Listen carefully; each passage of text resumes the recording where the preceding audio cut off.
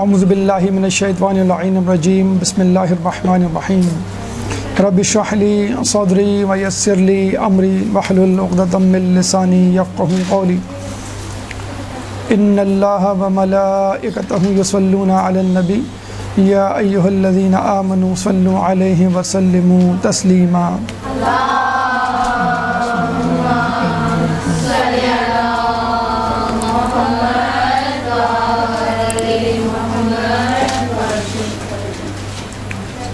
جیسا کہ آپ لوگوں کو معلوم ہے کہ 25 ذی القعدہ وہ تاریخ ہے کہ جس میں اہم واقعات رونما ہوئے اور ان واقعات کی رونما ہونے کی وجہ سے اس کی فضیلت میں اضافہ ہوا اور یہ وہ دن ٹھہرا کہ جس میں روزہ رکھنا تاکیدی مستحب ہے اور سال کے 4 اہم ایام میں یہ ایک دن ہے کہ جس میں روزہ رکھنے کی بڑی تاکید ہے، جو کہ 70 سال کے گناہوں کا کفارہ ہے اور 70 سال کے روزوں کے برابر ہے، اور روزہ رکھنے والے کے لیے آسمان و زمین کی مخلوق استغفار کرتی ہے۔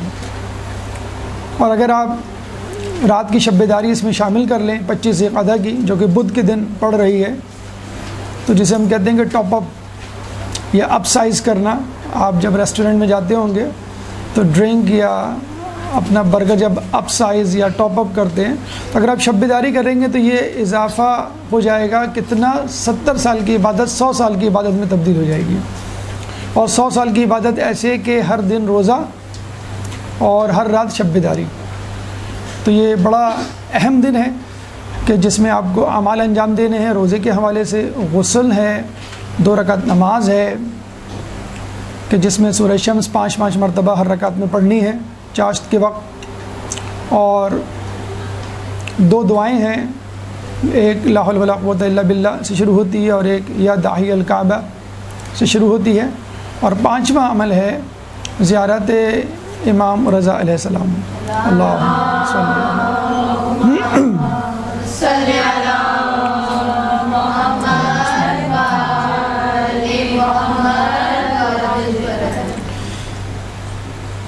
ان واقعات کے حوالے سے کہ جو 25 ذی القعدہ کو رونما ہوئے، پہلے تو خود زمین کا بچھایا جانا نمبر 1، نمبر 2 حضرت ابراہیم علیہ السلام کی پیدائش، نمبر 3 حضرت عیسیٰ علیہ السلام کی پیدائش، نمبر 4 رسول اللہ کا حج کے لیے روانہ ہونا، اور نمبر 5 امام مہدی علیہ السلام کے ظہور کا دن۔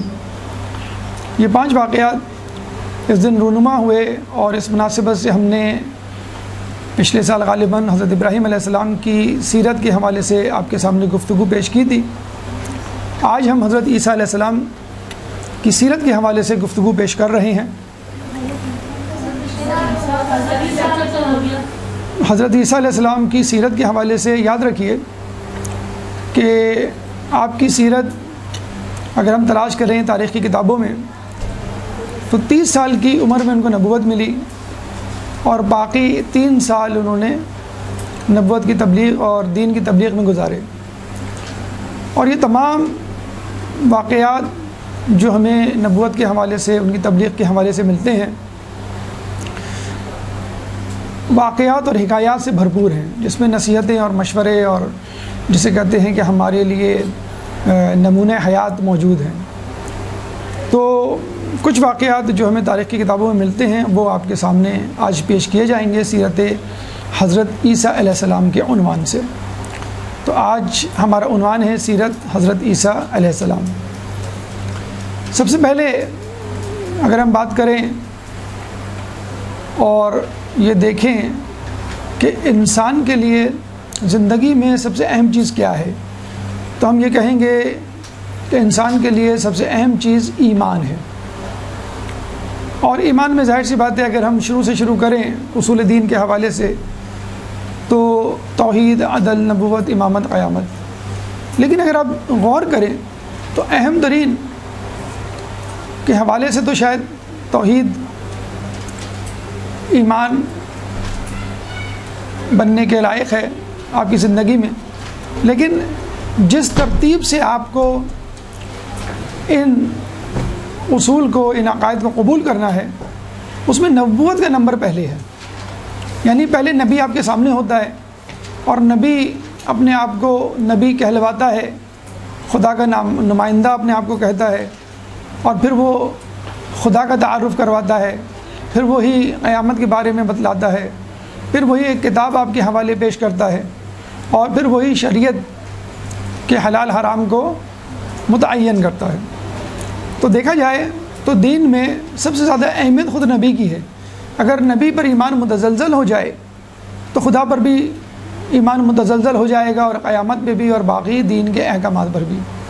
اسی لیے ہمارے یہاں نبی اور اس کے جانشین پر ایمان اولین شرط ہے اپنے اعمال کو قبول کروانے کے لیے.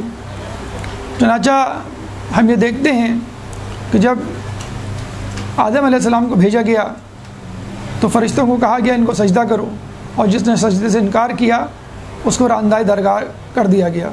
حالانکہ اس کی عبادت فرشتوں سے زیادہ تھی، وہ فرشتوں کے لیے مستجاب الدعوات تھا، وہ فرشتوں کے لیے دعا کیا کرتا تھا، وسیلے اور شفاعت کا ذریعہ تھا، لیکن اس کے باوجود وہ راندۂ درگاہ ہو گیا، ملعون ٹھہرا قیامت تک کے لیے، اللہ کی لعنت کا مستحق. کیوں کہ اس نے آدم علیہ السلام کو اپنے سے زیادہ افضل برتر ماننے سے انکار کر دیا تھا. اسی طرح عیسیٰ علیہ السلام اور دیگر انبیاء کے ساتھ بھی یہی ہوا کہ جو لوگ آپ پر ایمان لائے ان میں سے کچھ ایسے تھے جو آپ کی شریعت پر عمل تو کرتے تھے، لیکن آپ کی نبوت اور آپ کے جانشینوں پر ان کو شک تھا. اور تب کم و بیش یہ ہر نبی کے ساتھ پیش آیا ہے، خود رسول اللہ کے ساتھ پیش آیا. تو عیسیٰ علیہ السلام کے حوالے سے ایک واقعہ ہمیں ملتا ہے آپ کی نبوت کے اوپر شک ہونے کے حوالے سے، کہ حضرت عیسیٰ علیہ السلام کے زمانے میں ایک خاندان تھا کہ جو بہت زیادہ زہد و تقوی اور عبادت میں مشہور تھا، اور اتنا زیادہ عبادت و تقوی میں مشہور تھا کہ اگر وہ 40 دن اس گھرانے کا کوئی فرد 40 دن یعنی 40 راتیں شب بیداری میں گزارتا اور عبادت کرتا اور دعا کرتا تو اس کی دعا قبول ہو جاتی. خاندان کا ہر فرد. ایک دفعہ ایک شخص نے، اس خاندان کے فرد نے دعا کی، شب بیداری کی 40 دن تک، اور اس کے اختتام پر دعا کی، تو اس نے یہ دیکھا کہ اس کی دعا قبول نہیں ہوئی. وہ بڑا پریشان ہوا کہ میری دعا کیوں نہیں قبول ہوئی. وہ بھاگا حضرت عیسیٰ علیہ السلام کے پاس آیا. دیکھیں یہ بھی ہمارے لیے ایک پیغام ہے. ہم فقہی مسائل پوچھنے کے لیے، کچھ لوگ تو خیر اس کی بھی پرواہ نہیں کرتے، دین کے حوالے سے ہماری تنزلی ہو رہی ہے تو ہم کسی عالم دین کی طرف رجوع نہیں کرتے. ہاں میڈیکل پوائنٹ آف ویو سے کوئی پرابلم ہو جائے، سر میں درد ہو جائے، بلڈ پریشر ہو جائے، شوگر ہو جائے، ہم فوراً ڈاکٹر کے پاس جاتے ہیں، بخار ہو جائے. لیکن ایمان کے حوالے سے، اسلام کے حوالے سے اگر کوئی خطرہ لاحق ہو تو ہم عالم دین کی طرف رجوع نہیں کرتے. لیکن بہرحال وہ شخص جو ہے عیسیٰ علیہ السلام کے پاس آیا اور کہنے لگا کہ میں نے 40 دن تک شب بیداری کی، ہمارے خاندان میں جو بھی شخص عبادت کرتا ہے اس کی دعا جو ہے وہ قبول ہو جاتی ہے، لیکن میری دعا قبول نہیں ہوئی. تو حضرت عیسیٰ علیہ السلام نے اسی وقت مصلی بچھایا، وضو کیا، نماز پڑھی. یہ بھی دیکھیں ایک طریقہ ہے، اگر آپ کو جو بھی پریشانی ہو اس وقت آپ وضو کر کے 2 رکعت نماز پڑھیں تو انشاءاللہ اللہ تعالیٰ اس پریشانی سے نکلنے کے لیے کوئی راستہ تیار کر دے گا. مولا فرماتے ہیں کہ مجھے اس گناہ کے کرنے سے ڈر نہیں لگتا کہ جس کے بعد مجھے 2 رکعت نماز کا وقت مل جائے، یعنی اتنا وقت مل جائے کہ میں 2 رکعت نماز پڑھ کے توبہ کر لوں. تو 2 رکعت نماز ایک بہت بڑی چیز ہے، لیکن آپ اس امید پر گناہ مت کیجیے گا کہ میں 2 رکعت پڑھ لوں، ہو سکتا ہے آپ کو موقع نہ ملے. لیکن بہرحال 2 رکعت نماز اتنی طاقت رکھتی ہے کہ بڑی سی بڑی پریشانی سے آپ کو نکال دے. عیسیٰ علیہ السلام نے 2 رکعت نماز پڑھی اور اللہ سے دعا کی کہ اس کا مسئلہ حل نہیں ہوا، اس کی دعا قبول نہیں ہوئی، ہم کیا کریں، کیا مسئلہ ہے اس کے ساتھ. تو اللہ تعالیٰ نے وحی کی کہ اس کی دعا قبول نہیں ہو سکتی کیونکہ یہ تمہاری نبوت کے حوالے سے شک میں مبتلا ہے. اگر یہ عمر بھر دعا کرے اور اس کوشش میں اس کی گردن کٹ جائے، انگلیوں کی پوریں ختم ہو جائیں، تو بھی میں اس کی دعا کو قبول نہیں کروں گا. لیکن آپ یہ دیکھیے کہ جب اس شخص نے یہ سنا تو بہت پریشان ہوا، خوف میں مبتلا ہوا اور کہنے لگا عیسیٰ آپ خدا سے دعا کیجئے کہ میرا یہ خوف، میرا یہ شک دور ہو جائے آپ کی نبوت پر۔ کچھ لوگ ہوتے ہیں ہر چیز میں جسے کہتے ہیں کیلکولیشن اور فلاسفیکل یا میتھمیٹیکل یا منطقی انداز سے سوچ کر کوئی نتیجہ نکالنے کے خواہ، اور وہ جب نتیجہ نہیں نکلتا تو وہ پریشان ہو جاتے ہیں، بھئی یہ نتیجہ نہیں نکل رہا تو میں کیسے یقین کر لوں۔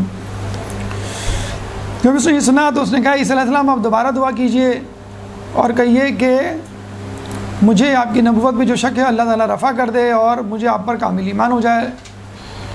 اور پھر عیسیٰ علیہ السلام نے اس کے لیے دعا کی اور الحمدللہ اس کا وہ شک وہ دور ہو گیا۔ پھر اس نے دعا کی، اس کی دعا قبول ہو گئی۔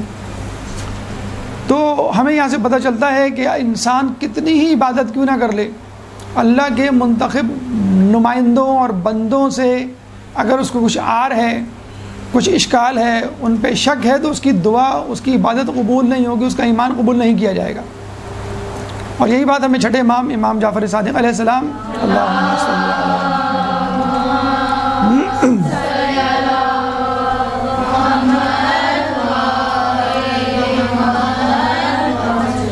سے ملتی ہے، اور شاید یہ آپ نے واقعہ سنا بھی ہو، لیکن اس موقع پر بہت مناسب ہے اس کا تذکرہ کہ جب ایک شخص نے آپ کے سامنے اپنے پڑوسی کی عبادت کی، شب بیداری کی، نماز اور قرات کی تعریف کی، تو آپ نے کہا کہ کیا وہ ہماری ولایت پہ یقین رکھتا ہے؟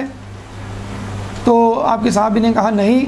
تو آپ نے فرمایا کہ اگر وہ 1000 سال تک کی زندگی پائے اور منبر رسول اور قبر رسول کے درمیان عبادت کرے، ریاض الجنہ جو معتبر ترین بہترین مقام ہے، یا باب کعبہ مستلزم اور مقام ابراہیم کے درمیان عبادت کرے 1000 سال تک، اور صفا مروہ کے درمیان سعی کے دوران بے جرم و خطا مارا جائے، تو وہ جنت تو کیا جنت کی خوشبو بھی نہیں سونگھ سکے گا اگر وہ ہماری ولایت پہ یقین نہیں رکھتا۔ تو یہ ہے خدا کے منتخب بندوں پہ شک کرنا اور ان پہ ایمان نہیں لانا، اللہ تعالیٰ آپ کی کوئی عبادت، ورنہ تو شیطان نے کہا تھا کہ تو مجھے موقع دے اور میرا یہ جو فعل ہے اس کو معاف کر دے، یعنی مجھے استثناء کر دے کہ میں آدم کو سجدہ نہ کروں اور ان کو اپنے آپ سے برتر نہ ماروں، پھر میں تیری ایسی عبادت کروں گا کہ روئے زمین پر کسی نے نہیں کی ہوگی۔ لیکن خدا نے کیا کہا تھا؟ مجھے اپنی بنائی ہوئی عبادت چاہیے، تیری بنائی ہوئی عبادت نہیں۔ تو یہ وہ ایمان ہے جو ہمارے لیے ضروری ہے خدا کے نیک بندوں کے حوالے سے، ورنہ ہماری کوئی عبادت بھی قبول نہیں ہوگی۔ تو پھر ان لوگوں کا کیا کہنا کہ جنہوں نے رسول کی نبوت پہ شک کیا اور صلح حدیبیہ کے موقع پہ یہ کہا کہ رسول کی رسالت پر مجھے اتنا شک ہوا کہ اس سے پہلے کبھی نہیں ہوا تھا۔ تو بہرحال رسول، نبی، امام، خدا کے منتخب بندوں پر ایمان آپ کے اعمال، آپ کی دعاؤں کی قبولیت کی اولین شرط ہے۔ ایک درود پڑھ دے محمد والے محمد۔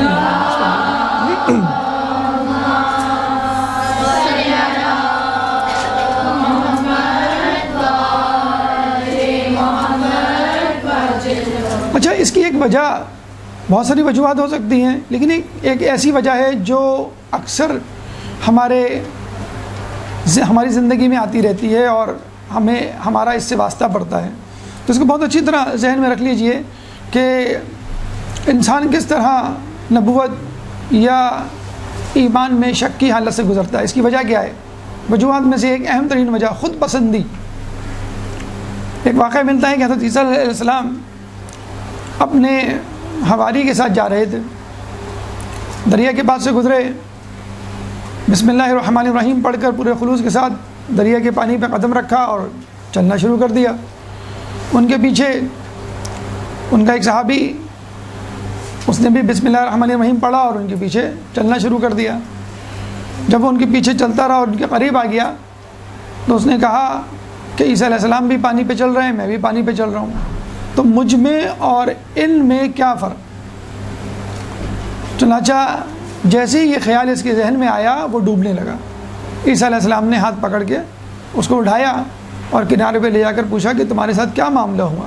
تو اس نے کہا کہ میرے دل میں یہ بات آ گئی کہ جب عیسیٰ بھی چل رہے ہیں پانی پہ اور میں بھی چل رہا ہوں پانی پہ، تو مجھ میں اور ان میں کیا فرق؟ یعنی میں اور وہ برابر۔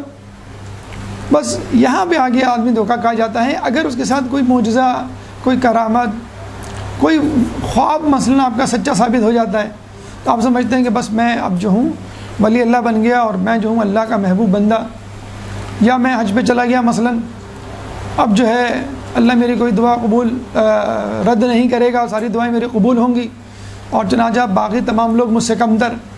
یا آپ کسی مدرسے کی استاد مثلا اور آپ کی تعریف ہو گئی، اب آپ نے کہا کہ بس اب میں عقل کل ہوں، اب کوئی جو ہے مجھے سمجھا نہیں سکتا، کوئی جو ہے وہ مجھے نصیحت نہیں کر سکتا. یا آپ عالم ہیں، آپ کے علم کی واہ واہ ہونے لگی، ممبر سے جو ہے وہ آپ مشہور ہو گئے، تو آپ نے مجتہدین پر اعتراضات کرنا شروع کر دیے اور خود اپنے فتوے بنا کر لوگوں میں مشہور کرنا شروع کر دیے کہ مجتہدین یہ کہتے ہیں لیکن میں یہ کہتا ہوں. تو یہ آپ کے اندر جب کوئی کسی صلاحیت کا ملکہ پیدا ہوتا ہے تو اس کے ساتھ یہ تکبر اور خود پسندی بھی پیدا ہوتی ہے، اور پھر یہ تکبر خود پسندی آپ کو جو ہے مجبور کر دیتی ہے کہ آپ نبی کی، امام کی یا خود خدا کی خدائی میں شک کریں اور اپنے آپ کو عقل کل سمجھنے لگیں. تو یہ صلاحیت دنیاوی اعتبار سے بھی ہو سکتی ہے، یعنی دولت، طاقت، حکمرانی آپ کے اندر گھمنڈ پیدا کر سکتی ہے، تکبر پیدا کر سکتی ہے، پھر آپ نبی تو کیا خدا کو بھی چیلنج کر دیتے ہیں. اور یہ چیز علمی دینی اعتبار سے بھی ہو سکتی ہے کہ آپ دیندار اتنے بن جائیں کہ کہیں کہ بھئی مجھ سے بڑا دیندار کون ہوگا، علم حاصل ہو جائے، پھر آپ کہیں مجھ سے زیادہ یا مجھ سے بڑا عالم کون ہوگا. تو صلاحیت، خوبی یا کوئی نعمت آپ کو ملے تو تواضع انکساری پیدا کیجیے، نہ کہ خود پسندی، جو کہ انسان کو اس کی راہ سے ہٹا سکتی ہے. اور خود پسندی ہی ہے کہ جو آگے جا کر تکبر کی شکل اختیار کر سکتی ہے. دیکھیے سورہ کہف آیت نمبر 110، سورہ کہف قرآن کا 18واں سورہ ہے، چیپٹر 18 ورس نمبر 110. اللہ فرماتا ہے قل انما انا بشر مثلکم، کہو کہ میں تو تم جیسا ایک انسان ہوں. بس اس پیغام کو لوگوں نے غلط سمجھ لیا کہ ہم جو ہیں وہ رسول جیسے ہیں، یہ رسول ہم جیسے ہیں. تو رسول کو اوروں جیسا قرار دینے کا مطلب یہ نہیں کہ بس جس طرح تم غلطیاں کرتے ہو رسول بھی غلطی کرتے ہیں، تم جیسے گناہ کرتے ہو رسول بھی گناہ کرتے ہیں، جس طرح تم اقربا پروری کرتے ہو اس طرح رسول اللہ بھی کرتے ہیں.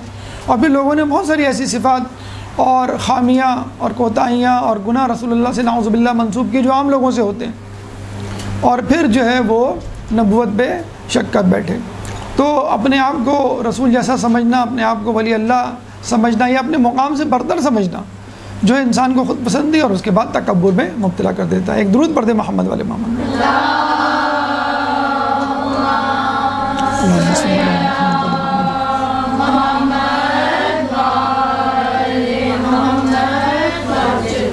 تو ایمان کے حوالے سے یہ دو اہم واقعات آپ کے سامنے پیش کیے گئے. ایمان کے بعد روایتوں میں آیا ہے کہ جو چیز انسان کو تلاش کرنی چاہیے، جس چیز کی فکر ہونی چاہیے، وہ ہے کسب حلال، یعنی حلال کمائی. یہ بہت زیادہ اہم ہے. اور کسب حلال کے حوالے سے ایک واقعہ حضرت عیسیٰ علیہ السلام کی سیرت ان کی زندگی میں بھی ملتا ہے کہ حضرت عیسیٰ علیہ السلام کے ساتھ جو حواری تھے، جب ان کو بھوک پیاس لگتی تو اللہ تعالیٰ ان کے لیے دسترخوان کا بندوبست کر دیتا غیب سے، اور وہ کھانا کھاتے اور مشروبات پیتے. جب اس بات کو کافی عرصہ گزر گیا تو ان حواریوں نے عیسیٰ علیہ السلام سے سوال کیا کہ عیسیٰ علیہ السلام کیا ہم سے بہتر بھی کوئی قوم اس روئے زمین پر پائی جاتی ہے؟ ایک تھوڑا سا فخر ان کے اندر پیدا ہوا.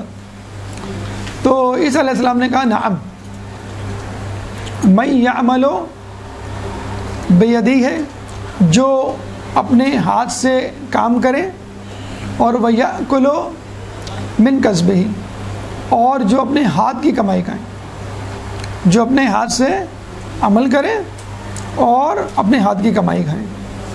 تو دیکھیے انہوں نے چونو چرا نہیں کی، یہ نہیں کہا کہ بس ہمیں تو یہی کھانا چاہیے، ہمیں تو یہی معجزہ چاہیے، بیٹھے بیٹھے ہمیں کھانا مل رہا ہے. جب انہوں نے کہا کہ نہیں، اس سے بہتر یہ ہے کہ ہم خود اپنے ہاتھ سے کمائیں، تو انہوں نے حضرت عیسیٰ علیہ السلام سے کہا کہ آپ ہمارے لیے بندوبست کیجئے کسی ایسی چیز کا جس سے ہم اپنی خود روزی کر سکیں. چنانچہ پھر تمام لوگوں نے مشورہ کر کے دھوبی گھاٹ کھولنے کا فیصلہ کیا، اور پھر لوگوں کے کپڑے دھونے شروع کیے، اور دھوبی مشہور ہو گئے لوگوں میں. اور کہتے ہیں کہ وہ اتنے بہترین کپڑے، سفید نکھرے ہوئے کپڑے دھوتے تھے کہ ان کا نام حواری پڑ گیا۔ حور عربی میں کہتے ہیں بہت زیادہ سفید چیز کو، جو ہم کہتے ہیں نا حور العین، تو جس کی آنکھ کی سفیدی بہت زیادہ سفید ہو اور جس کی آنکھ کی پتلی بہت زیادہ سیاہ ہو، اس کو ہم کہتے ہیں حور العین یا حور۔ تو یہ اسی وہیں سے نکلا ہے۔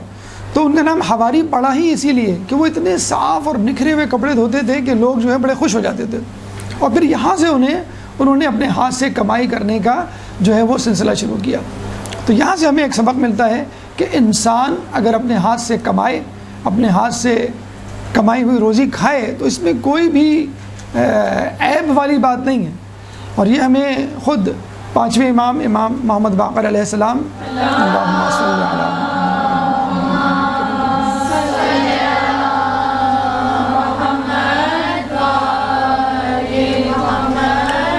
کی زندگی میں ملتا ہے کہ ایک دفعہ وہ کھدائی کا سامان، کھدال بیلچہ وغیرہ لے کے جا رہے تھے، تو ایک دشمن اہل بیت نے ان سے کہا تنزن کہ اہل بیت بھی دنیا کی محبت میں مرے جا رہے ہیں، یعنی آپ بزنس، آپ زراعت، آپ کمائی کی طرف لگ گئے، دنیا داری کی طرف لگ گئے۔ تو امام نے فرمایا کہ میں کیوں نہ ایسا کام کروں جو مجھ سے بہتر لوگوں نے کیا۔ مولا علی کی سیرت میں ملتا ہے کہ یہودی کے باغ کو پانی دیا کرتے تھے، یا رسول اللہ کے بارے میں ملتا ہے اپنے ہاتھ سے کام کیا کرتے تھے۔ تو اپنے ہاتھ سے کام کرنا اور رزق حلال کمانا چندہ بری بات نہیں، یہ بہتر ہے کہ بجائے اس کے کہ آپ بیٹھے بٹھائے کوئی معجزے سے کچھ کھائیں یا لوگوں سے مانگ کر کھائیں۔ مولا علی کوفے کی مسجد میں آتے ہیں، کچھ لوگوں کو عبادت کرتے ہوئے دیکھتے ہیں، پھر شام کو دوبارہ آتے ہیں تو دیکھتے ہیں پھر وہی لوگ وہیں پہ بیٹھے ہوئے ہیں، اسی طرح عبادت کر رہے ہیں۔ انہوں نے پوچھا کہ یہ کون لوگ ہیں؟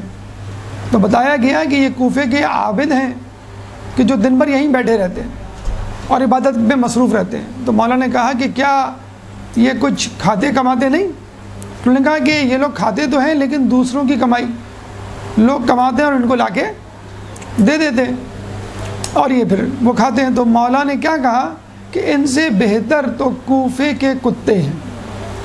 کہاں کوفے کے عابد اور کہاں کوفے کے کتے، کہ آپ عبادت میں مصروف ہیں اور آپ کے کھانے پینے کا بندوبست کوئی اور کر رہا ہے۔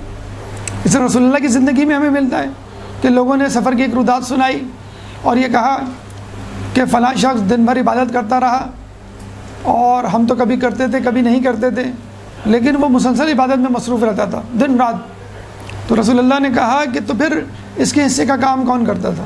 کہنے کو اس کے حصے کا کام ہم لوگ کرتے تھے۔ تو رسول نے کہا تم لوگ اس سے بہتر ہو۔ اکثر ہم کرتے ہیں نا کہ بھائی ہمارا روزہ ہے، ہم برتن نہیں دھوں گے یا کمرہ صاف نہیں کریں گے یا اسکول نہیں جائیں گے مثلاً، یا آفس کی چھٹی، تو ہم اپنا کام دوسروں پہ ڈال دیتے ہیں۔ مدرسے سے آپ گھر جائیں کہ بھئی آج میں چائے نہیں بنا رہی، آج میں بہت تھکی ہوں، مدرسے سے آئی ہوں۔ تو یہ کیا ہے؟ آپ دین کے بدلے اپنے طور پر تکلیف اٹھانے کی بجائے دوسروں کو تکلیف میں مبتلا کر رہے ہیں کہ چونکہ میں روزے سے ہوں، کیونکہ میں مدرسے سے آئی ہوں، کیونکہ میں عبادت میں مصروف ہوں، چنانچہ میرے حصے کا کام کوئی اور کرے۔ تو ایسے کام کا کوئی فائدہ نہیں، بلکہ اس کو زیادہ ثواب مل جائے گا۔ تو یہ عیسیٰ علیہ السلام کے ساتھ جو لوگ تھے جنہوں نے معجزے سے کھانا حاصل کیا تھا، تو اللہ نے ان کو کہا عیسیٰ علیہ السلام کے ذریعے سے کہ یہ کھانا نہیں، وہ کھانا، وہ زندگی زیادہ بہتر ہے کہ جس میں تم اپنے ہاتھ سے کماؤ۔ اور ہمیشہ یاد رکھیے یہ اسباب کی دنیا ہے، معجزات کی دنیا نہیں۔ اگر فرض کر لیجئے آپ کو معجزات عطا کر دیے جائیں آپ کی نیکیوں کے سبب، تو پھر یہ دنیا اسباب کی دنیا نہیں رہے گی، معجزات کی دنیا۔ پھر آپ کو اپنے حصے کی جنت تو یہاں مل گئی، کھانا مل گیا، آپ کو زرق برق لباس مل گئے، آپ کو رہائش مل گئی، سواری مل گئی، ہر نعمت مل گئی۔ تو پھر یہ دنیا تو نہیں رہے گی۔ دنیا تو نام ہی سیکھا ہے کہ آپ تکلیف میں زندگی گزاریں اور اپنے ہاتھوں سے کام کریں اور محنت کرتے ہوئے اس دنیا سے رخصت ہوں، پھر آرام اور معجزاتی نعمات وہ جنت میں آپ کا انتظار کر رہی ہوں گی۔ ایک درود پڑھ دے محمد والے محمد۔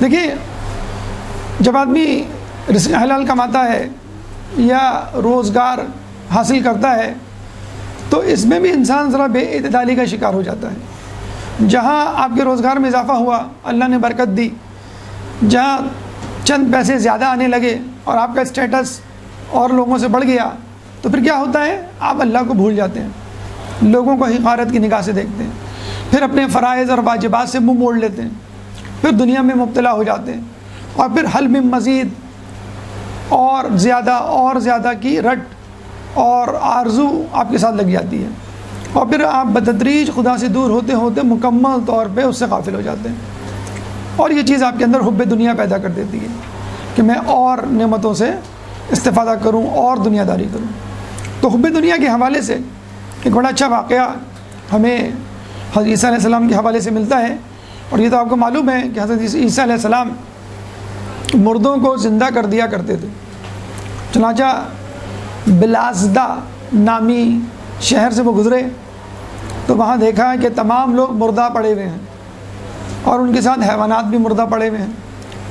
تو عیسیٰ علیہ السلام نے کہا کہ لگتا ہے کہ یہاں پر عذاب آیا ہوگا، اگر یہ لوگ ایک ایک کر کے مرتے تو ایک دوسرے کو دفناتے، لیکن سب ایک ساتھ مرے ہوئے ہیں، حیوانات بھی مرے ہوئے ہیں، اور جو جہاں پر ہے وہاں پہ مرا ہوا ہے، پڑا ہوا ہے۔ اس کا مطلب ہے کہ کوئی عذاب آیا ہے اس بستی پر۔ عیسیٰ علیہ السلام کے حواریوں نے عیسیٰ علیہ السلام سے کہا کہ آپ ان میں سے کسی کو زندہ کیجئے اور اس سے پوچھئے کہ ان لوگوں پر یہ عذاب کیوں آیا، کس گناہ کے سبب آیا، اور اس طرح ہمیں عبرت حاصل ہوگی، پھر ہم وہ گناہ نہیں کریں گے، اس کام سے دور رہیں گے۔ عیسیٰ علیہ السلام نے 2 رکعت نماز پڑھی، ہاتھ اٹھائے دعا کے لیے، اور کہا کہ تم میں سے کوئی ایک زندہ ہو اور مجھے اپنے حالات بتائے۔ تو کہتے ہیں کہ ایک شخص زندہ ہو گیا۔ موسیٰ علیہ السلام نے کہا کہ تم پر یہ عذاب کیوں کر آیا، تمہارے ساتھ یہ کیوں کر ہوا؟ تو اس نے کہا کہ ہم پر یہ عذاب 4 گناہوں 4 اعمال کی وجہ سے ہوا۔ آپ نے کہا وہ کون سے 4 اعمال وہ گناہ جو تم نے کیے؟ تو اس نے کہا سب سے پہلے تو یہ کہ ہم طاغوت کی پرستش کیا کرتے تھے، نمبر 2 ہم خدا سے بے خوف تھے اور دنیا سے لو لگا بیٹھے تھے، نمبر 3 ہماری آرزویں بہت طویل ہوا کرتی تھیں، اور نمبر 4 ہم کھیل کود میں مصروف رہتے تھے۔ عیسیٰ علیہ السلام نے کہا کہ تم طاغوت کی پرستش کیسے کرتے تھے، یعنی تمہارا طاغوت کیا تھا؟ اب دیکھیے اس نے کیا جواب دیا۔ اس نے کہا ہم گناہ گاروں کی اطاعت کیا کرتے تھے، بس یہی طاغوت کی پرستش ہے۔ طاغوت کی پرستش کسی بت کی پرستش کا نام نہیں ہے، خدا کے مقابلے میں کسی شخص کے کھڑے ہونے، خدائی کا دعویٰ کرنے اور اس کے پیچھے چلنے کا نام نہیں ہے۔ انسان کسی بھی گناہ گار کی اطاعت کرنے لگے، آپ اپنے دوست کی اطاعت کریں، چلو بھائی فلم دیکھنے چلیں، چلو بھائی موسیقی سننے چلیں، چھوڑو ابھی نماز کیا پڑھنا، بعد میں پڑھ لیں گے۔ غیبت اس نے کی، آپ نے بھی اس کے پیچھے غیبت شروع کر دی۔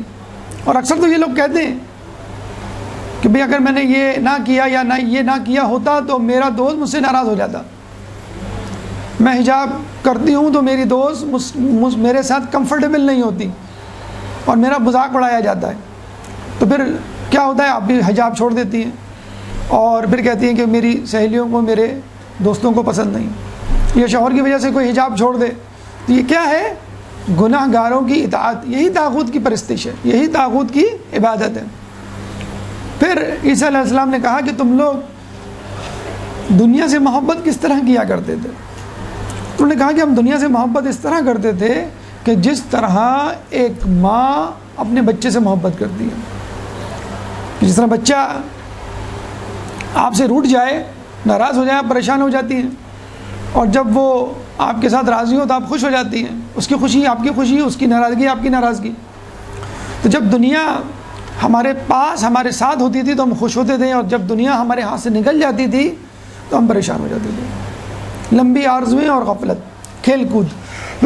لمبی آرزویں آپ نے دیکھا ہوگا کہ ہماری زندگی مسلسل ایک آرزو پوری ہونے کے بعد پھر دوسری آرزو، پھر تیسری آرزو، آپ کے پاس ایک موبائل آتا ہے، پھر دوسرے لیٹسٹ موبائل، پھر تیسرا، پھر چوتھا۔ وہ جیسے جیسے لیٹسٹ موبائل آتے چلے جاتے ہیں آپ اس کے پیچھے بھاگتے رہتے ہیں۔ پھر گاڑی، نئی گاڑی، بڑی گاڑی، لیٹسٹ ماڈل کی گاڑی، گھر، اچھا گھر، اس سے بہتر گھر، ریزیڈنس مضافات میں، پھر شہر میں، پھر دبئی میں، پھر امریکہ، پھر امیگریشن، ایک طویل دوڑ شروع ہو جاتی ہے آپ کی نا اور پھر غفلت، کھیل کود، تماشے، جس کی آج کل کثرت ہے، انٹرٹینمنٹ جسے کہتے ہیں ہم، کہ جس میں آدمی مشغول ہو جاتا ہے اور بظاہر وہ حرام بھی نہیں ہوتے، لیکن آدمی یہ کہتا ہے کہ چلو میں تھوڑا سا اور کھیل لوں، ابھی تو ٹائم ہے نماز میں، ابھی تو قضا ہونے میں ٹائم ہے، اور پھر جو ہے وہ نمازیں قضا ہونے لگتی ہیں، والدہ یا والد بلاتے ہیں، آپ ان کا کہنا نہیں مانتے، تو یہ غفلت کی چیز ہے۔ تو وہ اس نے کہا کہ ہم ان چیزوں میں پڑے ہوئے تھے۔ اچھا آپ دیکھیے، آدمی کے جب اچھے دن گزرتے ہیں تو وہ کیا کہتا ہے کہ اللہ مجھ سے راضی ہے، جبھی تو اللہ نے مجھے اتنی نعمتیں دی ہیں۔ تو مولا فرماتے ہیں ایسی نعمت سے ڈرو کہ جب تم گناہ گاری میں زندگی گزار رہے ہو، کیونکہ یہ مہلت ہے اللہ کی طرف سے، اور خدا نخواستہ اسی گناہ میں موت آ گئی تو توبہ کی بھی توفیق نہیں۔ تو عیسیٰ علیہ السلام نے کہا کہ پھر تمہارے ساتھ کیا ہوا؟ تو اس نے کہا کہ ہمارے ساتھ یہ ہوا کہ ایک دن ہم خوشی خوشی سوئے، اور جب صبح اٹھے تو مردہ تھے، عذاب کی وادی میں تھے، حاویہ میں تھے۔ تو عیسیٰ علیہ السلام نے کہا حاویہ کیا ہے؟ انہوں نے کہا حاویہ سجین ہے۔ عیسیٰ علیہ السلام نے کہا سجین کیا ہے؟ تو اس نے کہا سجین آگ کے پہاڑ ہیں جو ہمارے اوپر مسلط کر دیے گئے ہیں قیامت تک۔ عیسیٰ علیہ السلام نے کہا کہ تم کس حالت میں ہو؟ تو اس نے کہا میں اس حالت میں ہوں کہ ایک باریک تار سے لٹک رہا ہوں، اور میرے نیچے جہنم ہے کہ جب بھی میں اس تار سے کٹ کے گرا تو مجھے نہیں معلوم میں جہنم میں گروں گا کہ باہر گروں گا۔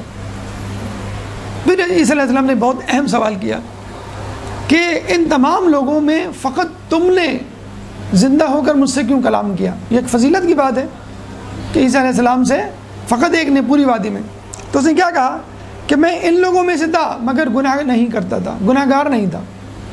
تو بعد میں پتہ چلا کہ وہ شخص گناہ تو نہیں کرتا تھا ان کی طرح، لیکن ان لوگوں کو گناہوں سے روکتا بھی نہیں تھا، یعنی امر بالمعروف و نہی عن المنکر۔ تو بعض اوقات ایسے لوگوں میں موجود ہوتے ہیں کہ وہ گناہ کر رہے ہوتے ہیں اور یقینی عذاب میں مبتلا ہونے کے مستحق ہوتے ہیں، اور ہم یہ سمجھتے ہیں کہ ہم گناہ نہیں کر رہے چنانچہ ہم بچے میں ہیں۔ تو حکمت کے ساتھ امر بالمعروف و نہی عن المنکر کرنا آپ پہ واجب ہے، چاہے دل سے کریں، چاہے زبان سے کریں، چاہے ہاتھ سے کریں۔ یہ حالات اور آپ کی طاقت اور ایمان پر منحصر ہے، لیکن ان تینوں میں سے کسی نہ کسی ایک درجے پر فائز ہونا ضروری ہے، امر بالمعروف و نہی عن المنکر کے حوالے سے۔ تو عیسیٰ علیہ السلام نے اس موقع میں بڑا اچھا جملہ کہا، اور یہ کہا کہ نمک کے ساتھ سوکھی روٹی کھانا اور لکڑی کے بستر پہ سونا بہتر ہے اگر تمہاری دنیا اور آخرت محفوظ رہے۔ ہم دیکھتے ہیں نا کہ ایک بہتر جاب مل رہی ہوتی ہے، لیکن اس میں بے پردگی کا امکان ہے، اس میں سود کا امکان ہے، اس میں نمازوں کے قضا ہونے کا امکان ہے، تھوڑے سے پیسے زیادہ ہوتے ہیں یا بہت زیادہ ہوتے ہیں، لیکن ہم اچھی زندگی کی لالچ میں وہ جاب چھوڑ کے دوسری جاب، ایک ملک سے دوسرے ملک جانا ہوتا ہے، اور آپ کو یقین ہے کہ میرے پاس دنیا کی ہر نعمت ہوگی، آسائش ہوگی، لیکن ایمان کے بارے میں آپ متزلزل ہوتے ہیں کہ میں کسی ایسے ملک جاؤں جہاں پر بے راہ روی، فحاشی، گمراہی، بے دینی پھیلی ہوئی ہے، اور عین ممکن ہے کہ میرے ہاتھ سے میرا ایمان چلا جائے، لیکن دنیا یقینی ہے کہ آپ کو دنیا کی تمام لذتیں ملیں گی۔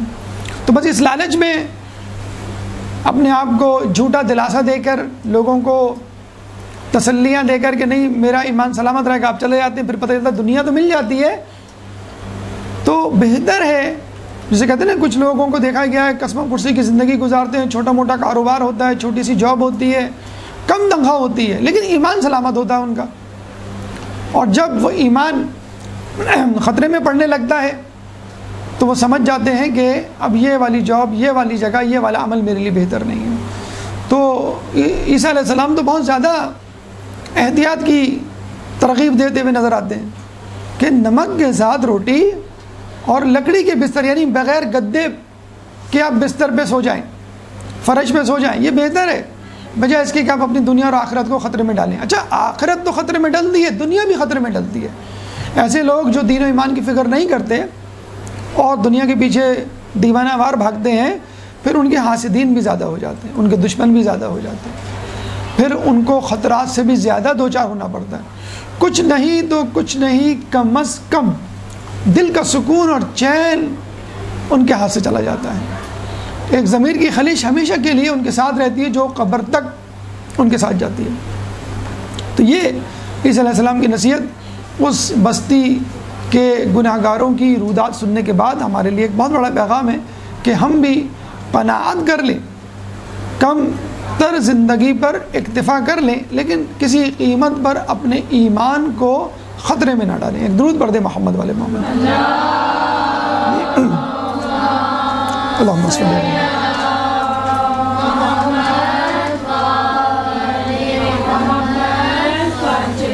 دیکھیے یہ حب دنیا کی ایک مثال ہے کہ انسان دنیا داری میں پڑ جائے اور خدا سے زیادہ دنیا والوں سے ڈرے، لیکن جو کم تر چیز دنیا داری کی حب دنیا کے حوالے سے ہمیں نظر آتی ہے وہ ہے غفلت۔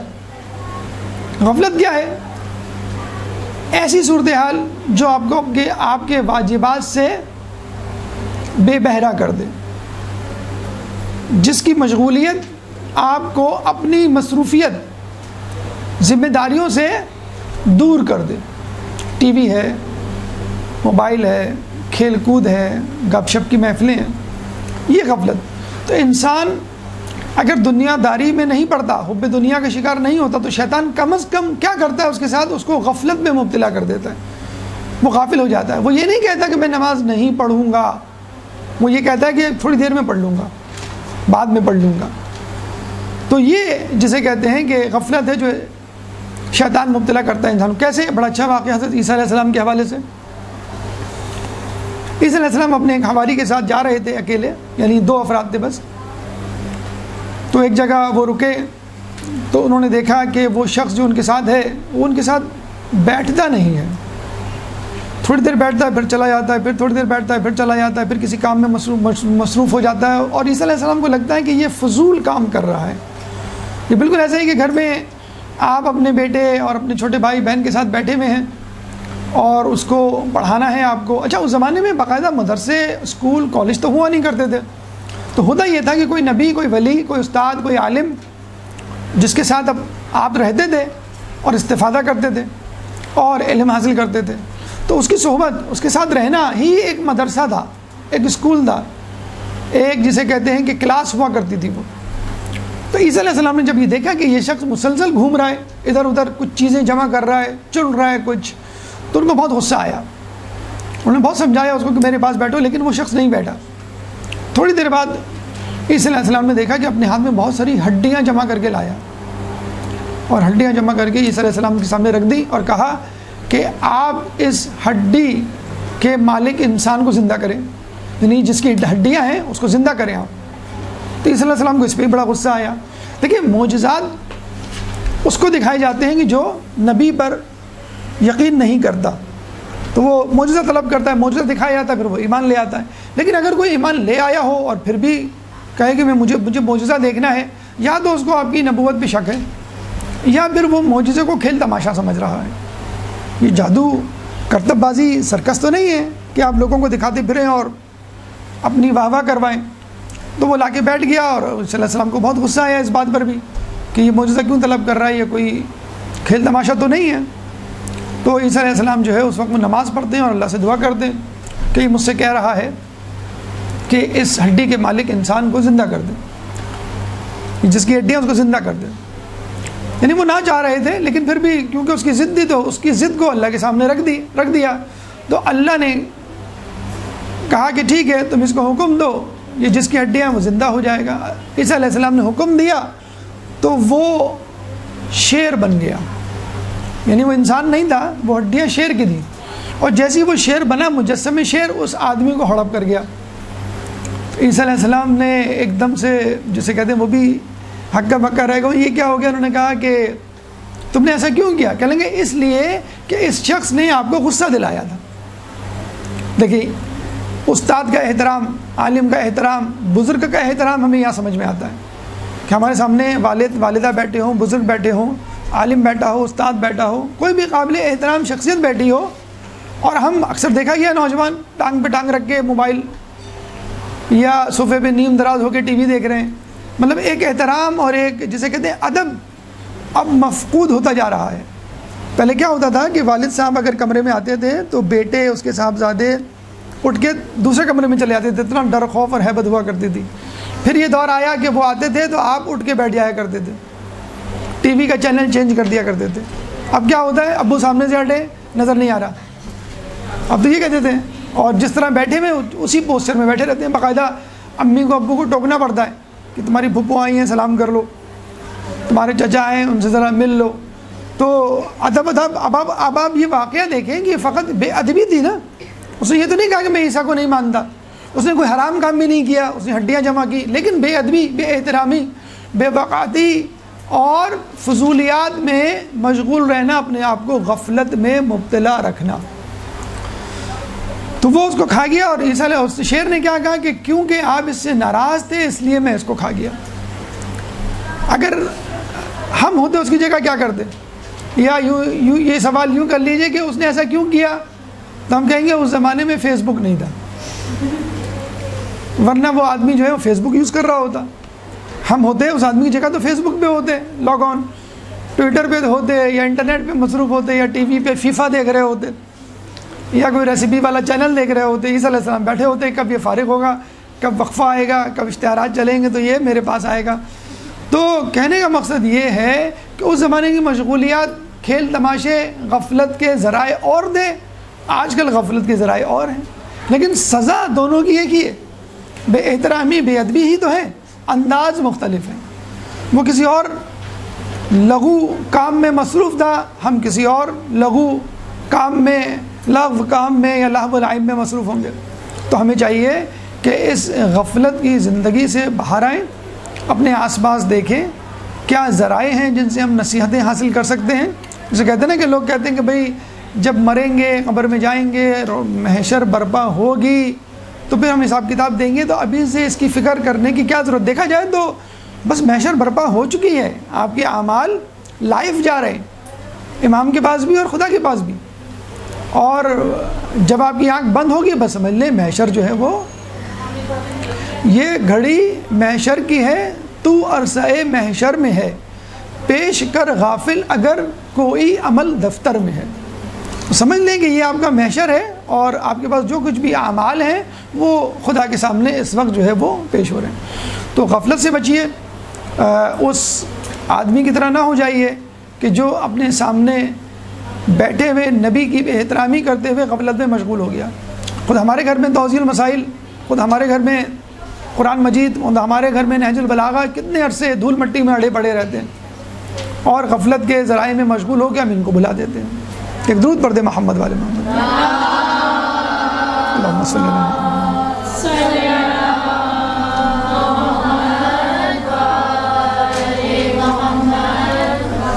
گفتگو کا سلسلہ ہم وہیں سے شروع کرتے ہیں۔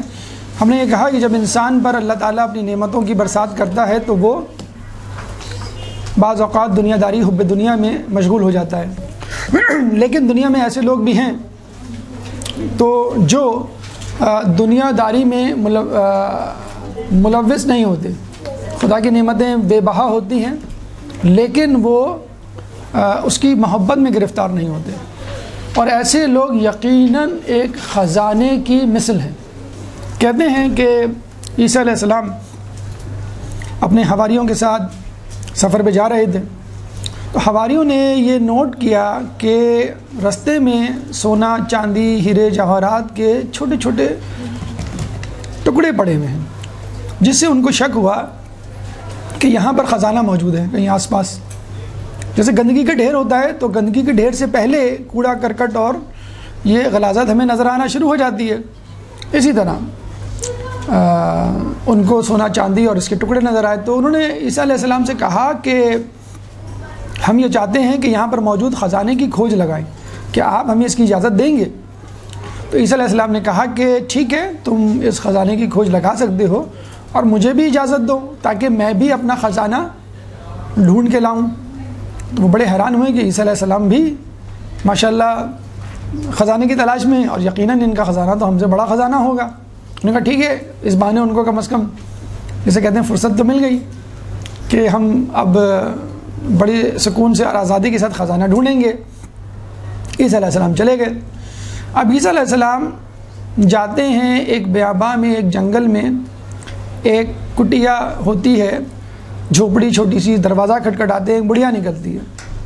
عیسیٰ علیہ السلام کہتے ہیں میں مسافر ہوں، میرے پاس کھانے پینے کو کچھ نہیں، میں ایک رات یہاں قیام کرنا چاہتا ہوں۔ تو اس بڑھیا اجازت دے دیتی ہے۔ ان کے چہرے پہ جو نور تھا پیغمبری کا، نبوت کا، وہ پہچان گئی کہ یہ کوئی بڑی شخصیت ہے، گفتگو سے، ان کے عادات و اطوار سے۔ اور کھانے کے بعد انہوں نے پوچھا بھئی تمہارے کیا حال ہے، تم کیسے یہاں رہ رہی ہو، کون تمہارے ساتھ رہتا ہے، اور زندگی کیسی گزر رہی ہے؟ تو اس بڑھیا نے کہا کہ بھئی ہماری بڑی غربت میں زندگی گزر رہی ہے، اور میرا ایک بیٹا ہے، اس کی بھی یہی حالت ہے، جوان بیٹا ہے، میری تو شدید خواہش ہے کہ میں اس کی جلد از جلد شادی کروں، لیکن کیا کریں، ہم غربت میں اپنے کھانے پینے ہی کو پورا نہیں کر پاتے، تو ہم شادی بیاہ اور باقی چیزوں میں کیا سوچیں۔ اس دوران ان کا بیٹا آ جاتا ہے بڑھیا کا، تو لکڑہارا تھا وہ بیسیکلی، اور اس کی پیٹھ پر چند جو ہے جھاڑیاں تھیں، تو وہ جنگل سے جو کاٹ کے لاتے ہیں لکڑہارے۔ تو اس لڑکے سے پوچھا بھی تمہارے کیا حالات ہیں اور کیسی گزر رہی ہے؟ اس نے بھی اپنی ماں کی طرح کہا بہت بری گزر رہی ہے، اور کھانے پینے کو پورا نہیں ہوتا، ہم کیا سوچیں۔ تو شادی کی بات نکلی تو وہ مسکرا کے رہ گیا، کہنے لگا کہ یہ بھی ایک بہت بڑی خواہش ہے اور یہ بھی پوری نہیں ہوگی، اور آج تو اس خواہش نے مجھے بے عقل کر دیا ہے، اور مزید اضافہ ہو گیا اس کی خواہش میں۔ اس نے کہا کیسے؟ کہ آج میں آ رہا تھا تو بادشاہ کی سواری گزر رہی تھی، تو میں نے دیکھا کہ بادشاہ کے ساتھ اس کی شہزادی بھی بیٹھی ہوئی، اس کو دیکھ کے میں اس کے عشق میں گرفتار ہو گیا، اور میں اب سوچ رہا ہوں میں اسے شادی کروں۔ تو ویسے بھی خواہش کرنے میں کیا ہے، ہزاروں خواہشیں ایسی کہ ہر خواہش پہ دم نکلے، بہت نکلے میرے ارماں لیکن پھر بھی کم نکلے۔ خواہش کرنے میں کیا ہے، پوری تو ہونا نہیں ہے۔ تو بڑی آہ بھری اس نے لمبی سی۔ تو عیسیٰ علیہ السلام نے کہا کہ کیا تم سنجیدہ ہو؟ اگر تم سنجیدہ ہو تو میں بات آگے بڑھاؤں۔ تو وہ بڑا حیران ہوا کہ بھئی یہ کیا بات کر رہے ہیں۔ تو اس کی ماں نے کہا کہ یہ مجھے بڑے بزرگ نظر آتے ہیں، اور یہ ہو سکتا ہے تمہارا کام کر دیں، تم ان سے کہو تو کوشش کرنے میں کیا حرج ہے۔ تو عیسیٰ علیہ السلام سے اس نے کہا کہ ٹھیک ہے میں تیار ہوں، تیار تو میں ہوں، لیکن مطلب یہ ہے کہ آپ جو کہیں کیا کرنا ہوگا مجھے۔ کہنے لگا تم جاؤ بادشاہ کے پاس اور اس سے کہو کہ میں تمہاری بیٹی سے شادی کرنا چاہتا ہوں، ایز سمپل ایز دیٹ۔ یہ چلا گیا، دربان بیٹھے ہوئے تھے، کھڑے ہوئے تھے وہاں پر بادشاہ کے محل میں۔ یہ گیا، لکڑہارے کا ڈریس آپ کو معلوم ہے کیسا ہوتا ہے۔ پاکستان میں بھی ماشاءاللہ کچھ ایسے ہوٹلز اور ایسے کمپلیکسز ہیں اسپورٹس کے جہاں پہ آپ چپل پہن کے نہیں جا سکتے، جوتے پہن کے آپ کو جانا ہوتا ہے۔ دبئی میں اور دوسری جگہوں پہ کچھ ایسی جگہیں ہیں، امریکہ یورپ میں آپ سوٹ میں جا سکتے ہیں آپ جو ہے وہ، اور کسی ڈریس میں نہیں جا سکتے۔ بہرحال تو یہ دربان کو جب اس نے کہا، دربان نے کہا تم کہاں جا رہے ہو، کیا لینے جا رہے ہو؟ کہنے میں بادشاہ کی بیٹی کا رشتہ لینے جا رہا ہوں اپنے لیے۔ اچھا وہ غصے میں آنے کی بجائے ہنس کے لوٹ پوٹ ہو گئے کہ یہ کیا باتیں کر رہا ہے۔ اچھا اس پہ غصہ آنے کی بجائے، اس کو مارنے کی بجائے انہوں نے کہا کہ چلو ہم جو ہیں وہ ہم کہتے ہیں نا زبانیں اور اردو زبان میں مزے لیتے ہیں اس کو لے چلتے ہیں اندر، بھرے دربار میں بادشاہ کے سامنے پیش کریں گے، جب یہ جملہ کہے گا تو سب ہنس کے لوٹ پوٹ ہو جائیں گے، اور بادشاہ جو ہے وہ بھی ہنس کے لوٹ پوٹ ہو جائے گا۔ اچھا اس زمانے میں یہ ہوتا تھا کہ جو بادشاہ کو ہنساتا تھا، خوش کرتا تھا، تو وہ شخص بادشاہ سے پیسے یا تحفہ مانگتا تھا کہ دیکھیں میں نے آپ کے چہرے پہ مسکراہٹ لانے کا ذریعہ بنا میں، اور مجھے کچھ انعام دیجیے۔ تو اس نے کہا اس بہانے میں کچھ انعام مل جائے گا بادشاہ سے، ہم نے بادشاہ کو خوش کیا۔ ابھی چلے گئے بادشاہ کے سامنے، تو بادشاہ نے کہا بھئی کیا چاہتے ہو؟ انہوں نے کہا میں تمہاری بیٹی کا رشتہ چاہتا ہوں۔ بادشاہ کچھ دیر کے لیے ہکا بکا ہوا، لیکن اس کے ساتھ یہ قہقہ بلند ہوا پورے دربار میں، بادشاہ بھی ہنسنے لگا۔ تو وزیر اعظم نے کہا کہ کوئی بات نہیں، آپ بھی بات کو آگے بڑھائیں اور مزید جو ہے وہ خوش ہوئیے، مزے لیے، مطلب اس شخص کے کیا، اب آپ اس کو کہہ دیں کہ میری بیٹی کا مہر اتنا اتنا اتنا ہے، یہ مہر لا دو تو میں تمہاری شادی کر دوں گا۔ اور مہر کیا تھا؟ 5 تولہ سونا نہیں تھا آج کل کی طرح جو بڑی آرام سے ارینج ہو جائے۔ تو بادشاہ نے کہا بھائی اتنے یاقوت، اتنے سونا، اتنا چاندی، اتنے ہیرے، اتنے یہ، اور اتنی اماؤنٹ بتائی جو خود اس کے خزانے میں نہیں تھی۔ تو وہ بڑی مزے سے سر ہلا کے چل دیا، کہ ٹھیک ہے، اس کے لیے کوئی مسئلہ تھوڑی تھا، اس نے جو ہے وہ ٹینشن نہیں لی، ٹینشن دینے کی لینے کی نہیں۔ تو کیا یہ ٹینشن میں عیسیٰ علیہ السلام کو ٹرانسفر کر دوں گا، وہ جانے، ان کا کام جانے۔ تو وہ گیا عیسیٰ علیہ السلام سے کہا کہ بھائی میں نے رشتہ مانگا تھا، انہوں نے مہر کی رقم اتنی طے کی ہے، کہ لیے کوئی بات نہیں۔ عیسیٰ علیہ السلام نے اپنی ٹینشن خدا کو ٹرانسفر کر دی، اور خدا کے لیے کوئی مسئلہ تھوڑی ہے۔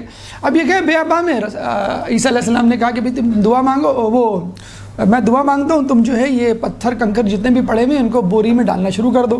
ایک تھیلی لے گئے تھے اپنے ساتھ، ڈالنا شروع کیا. وہ جیسے ہی ڈالتا جاتا وہ پتھر کنکر سونے چاندی ہیرے جواہرات یاقوت میں تبدیل ہوتے جاتے. اچھا اس قسم کا موقع خود مولا علی کے حوالے سے ملتا ہے. کوفے کی مسجد میں کچھ لوگوں نے ان کو کہا کہ آپ ہمارے لیے کوئی معجزہ دکھائیے. انہوں نے معجزہ دکھایا, یعنی ہاتھ بلند کیے تو آس پاس کے پتھر کنکر جو ہے ہیرے جواہرات یاقوت میں تبدیل ہو گئے. تو نبی کے لیے ولی کے لیے کوئی مشکل تھوڑی ہے. اب یہ پتھر ڈال کر تھیلی لے کے وہ بادشاہ کے پاس پہنچ گیا بوری لے کر. جب اس نے بوری الٹی تو پتہ چلا کہ اس کے خزانے میں بھی اتنے قیمتی پتھر ہیرے جواہرات نہیں ہوں گے. اب وزیر وغیرہ جو ہے ان کے دلوں میں لالچ آ گیا اور انہوں نے کہا کہ اس سے کہیے کہ ایک اور مرتبہ اتنا مہر لے کر آؤں تو اس بہانے آپ کے خزانے میں اضافہ تو کہیں گے ایک اور مرتبہ اتنا ہی مہر چاہیے تب میں شادی کروں گا.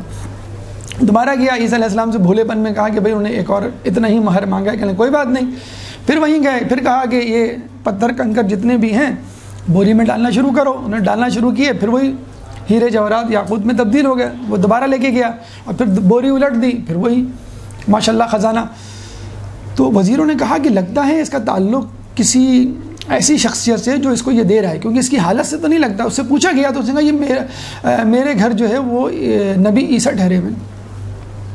تو وہ سمجھ گا بھی عیسیٰ علیہ السلام کی ہم پیشکش دیکھا جائے تو یہی وہ اس کے ولی ہیں.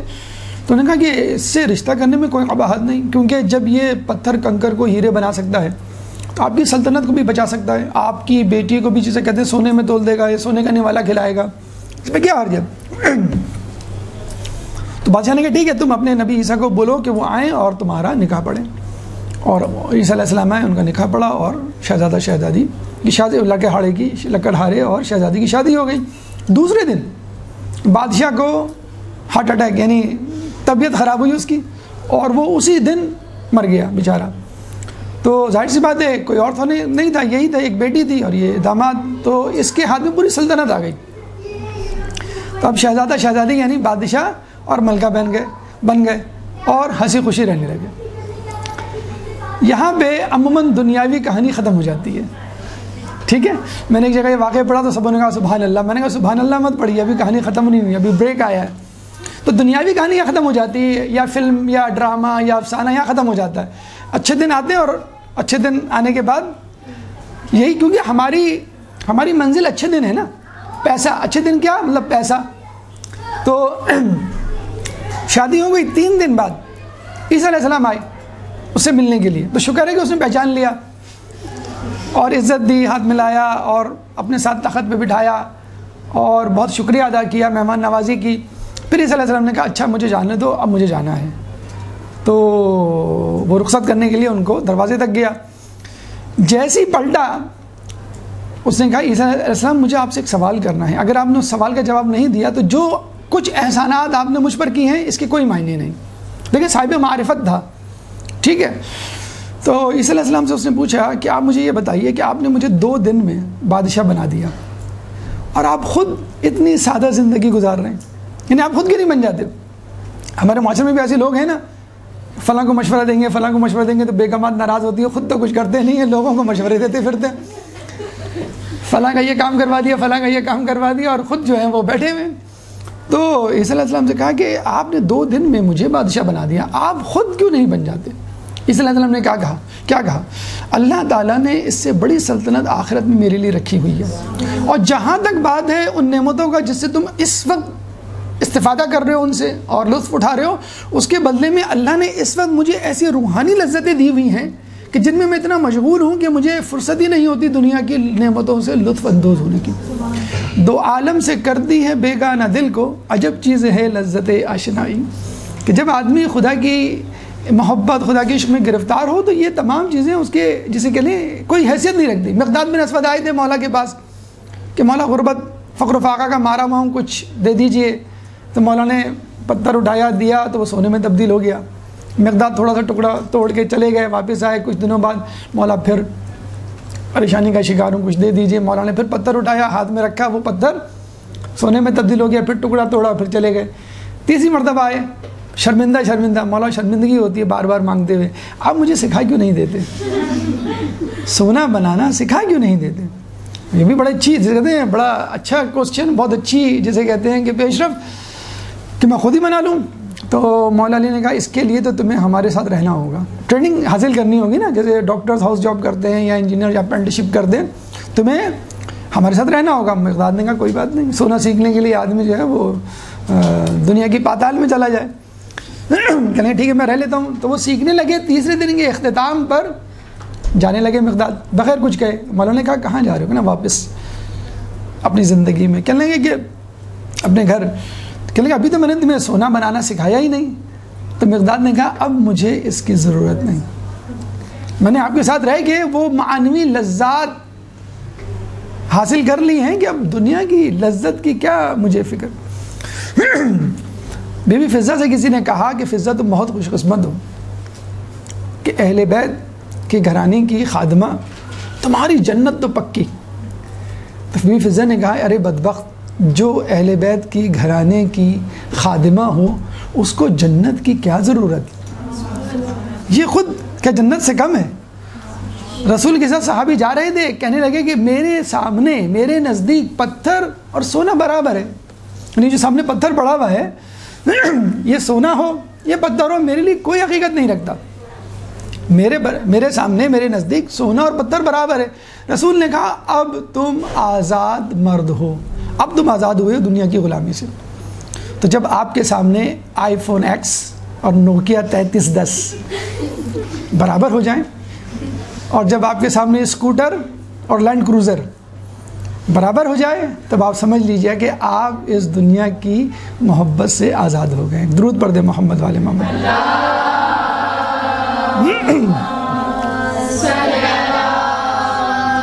اللہم صلی علی۔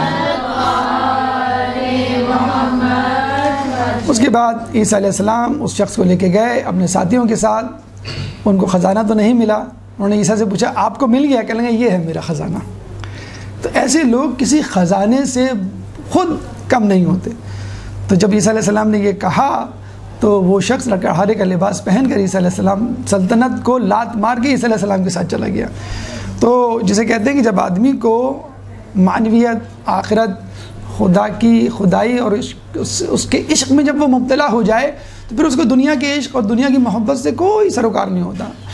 زلیخا کتنی پاگل تھی یوسف کے پیچھے، اور جب خدا نے کہا یوسف کو بھئی اس کو بلا لو اور اپنے ساتھ رکھو اور اس سے شادی کرو، تو وہ 40 دن تک عبادت میں مصروف ہوئی، اور اس کی عبادت تھی، رکنے کا نام نہیں رہتی تھی۔ یوسف نے کہا کہ پہلے تو تم میرے پیچھے بہت پاگل تھی، اور اب جو ہے جب تم مومنہ ہو گئی ہو، اسلام لے آئی ہو، دین میں داخل ہو گئی ہو، اب تم میری طرف دیکھتی بھی نہیں۔ تو زلیخا نے کیا کہا تھا؟ پہلے میں نے یوسف کو دیکھا تھا، یوسف کے خدا کو نہیں، اب میں نے یوسف کے خدا کو دیکھ لیا ہے۔ تو جب خدا کو دیکھ لیا تو پھر خدا کی مخلوق سے انسان جو ہے وہ بے نیاز ہو جاتا ہے۔ ایک درود پڑھ دے محمد والے محمد۔ اللہم صلی علی۔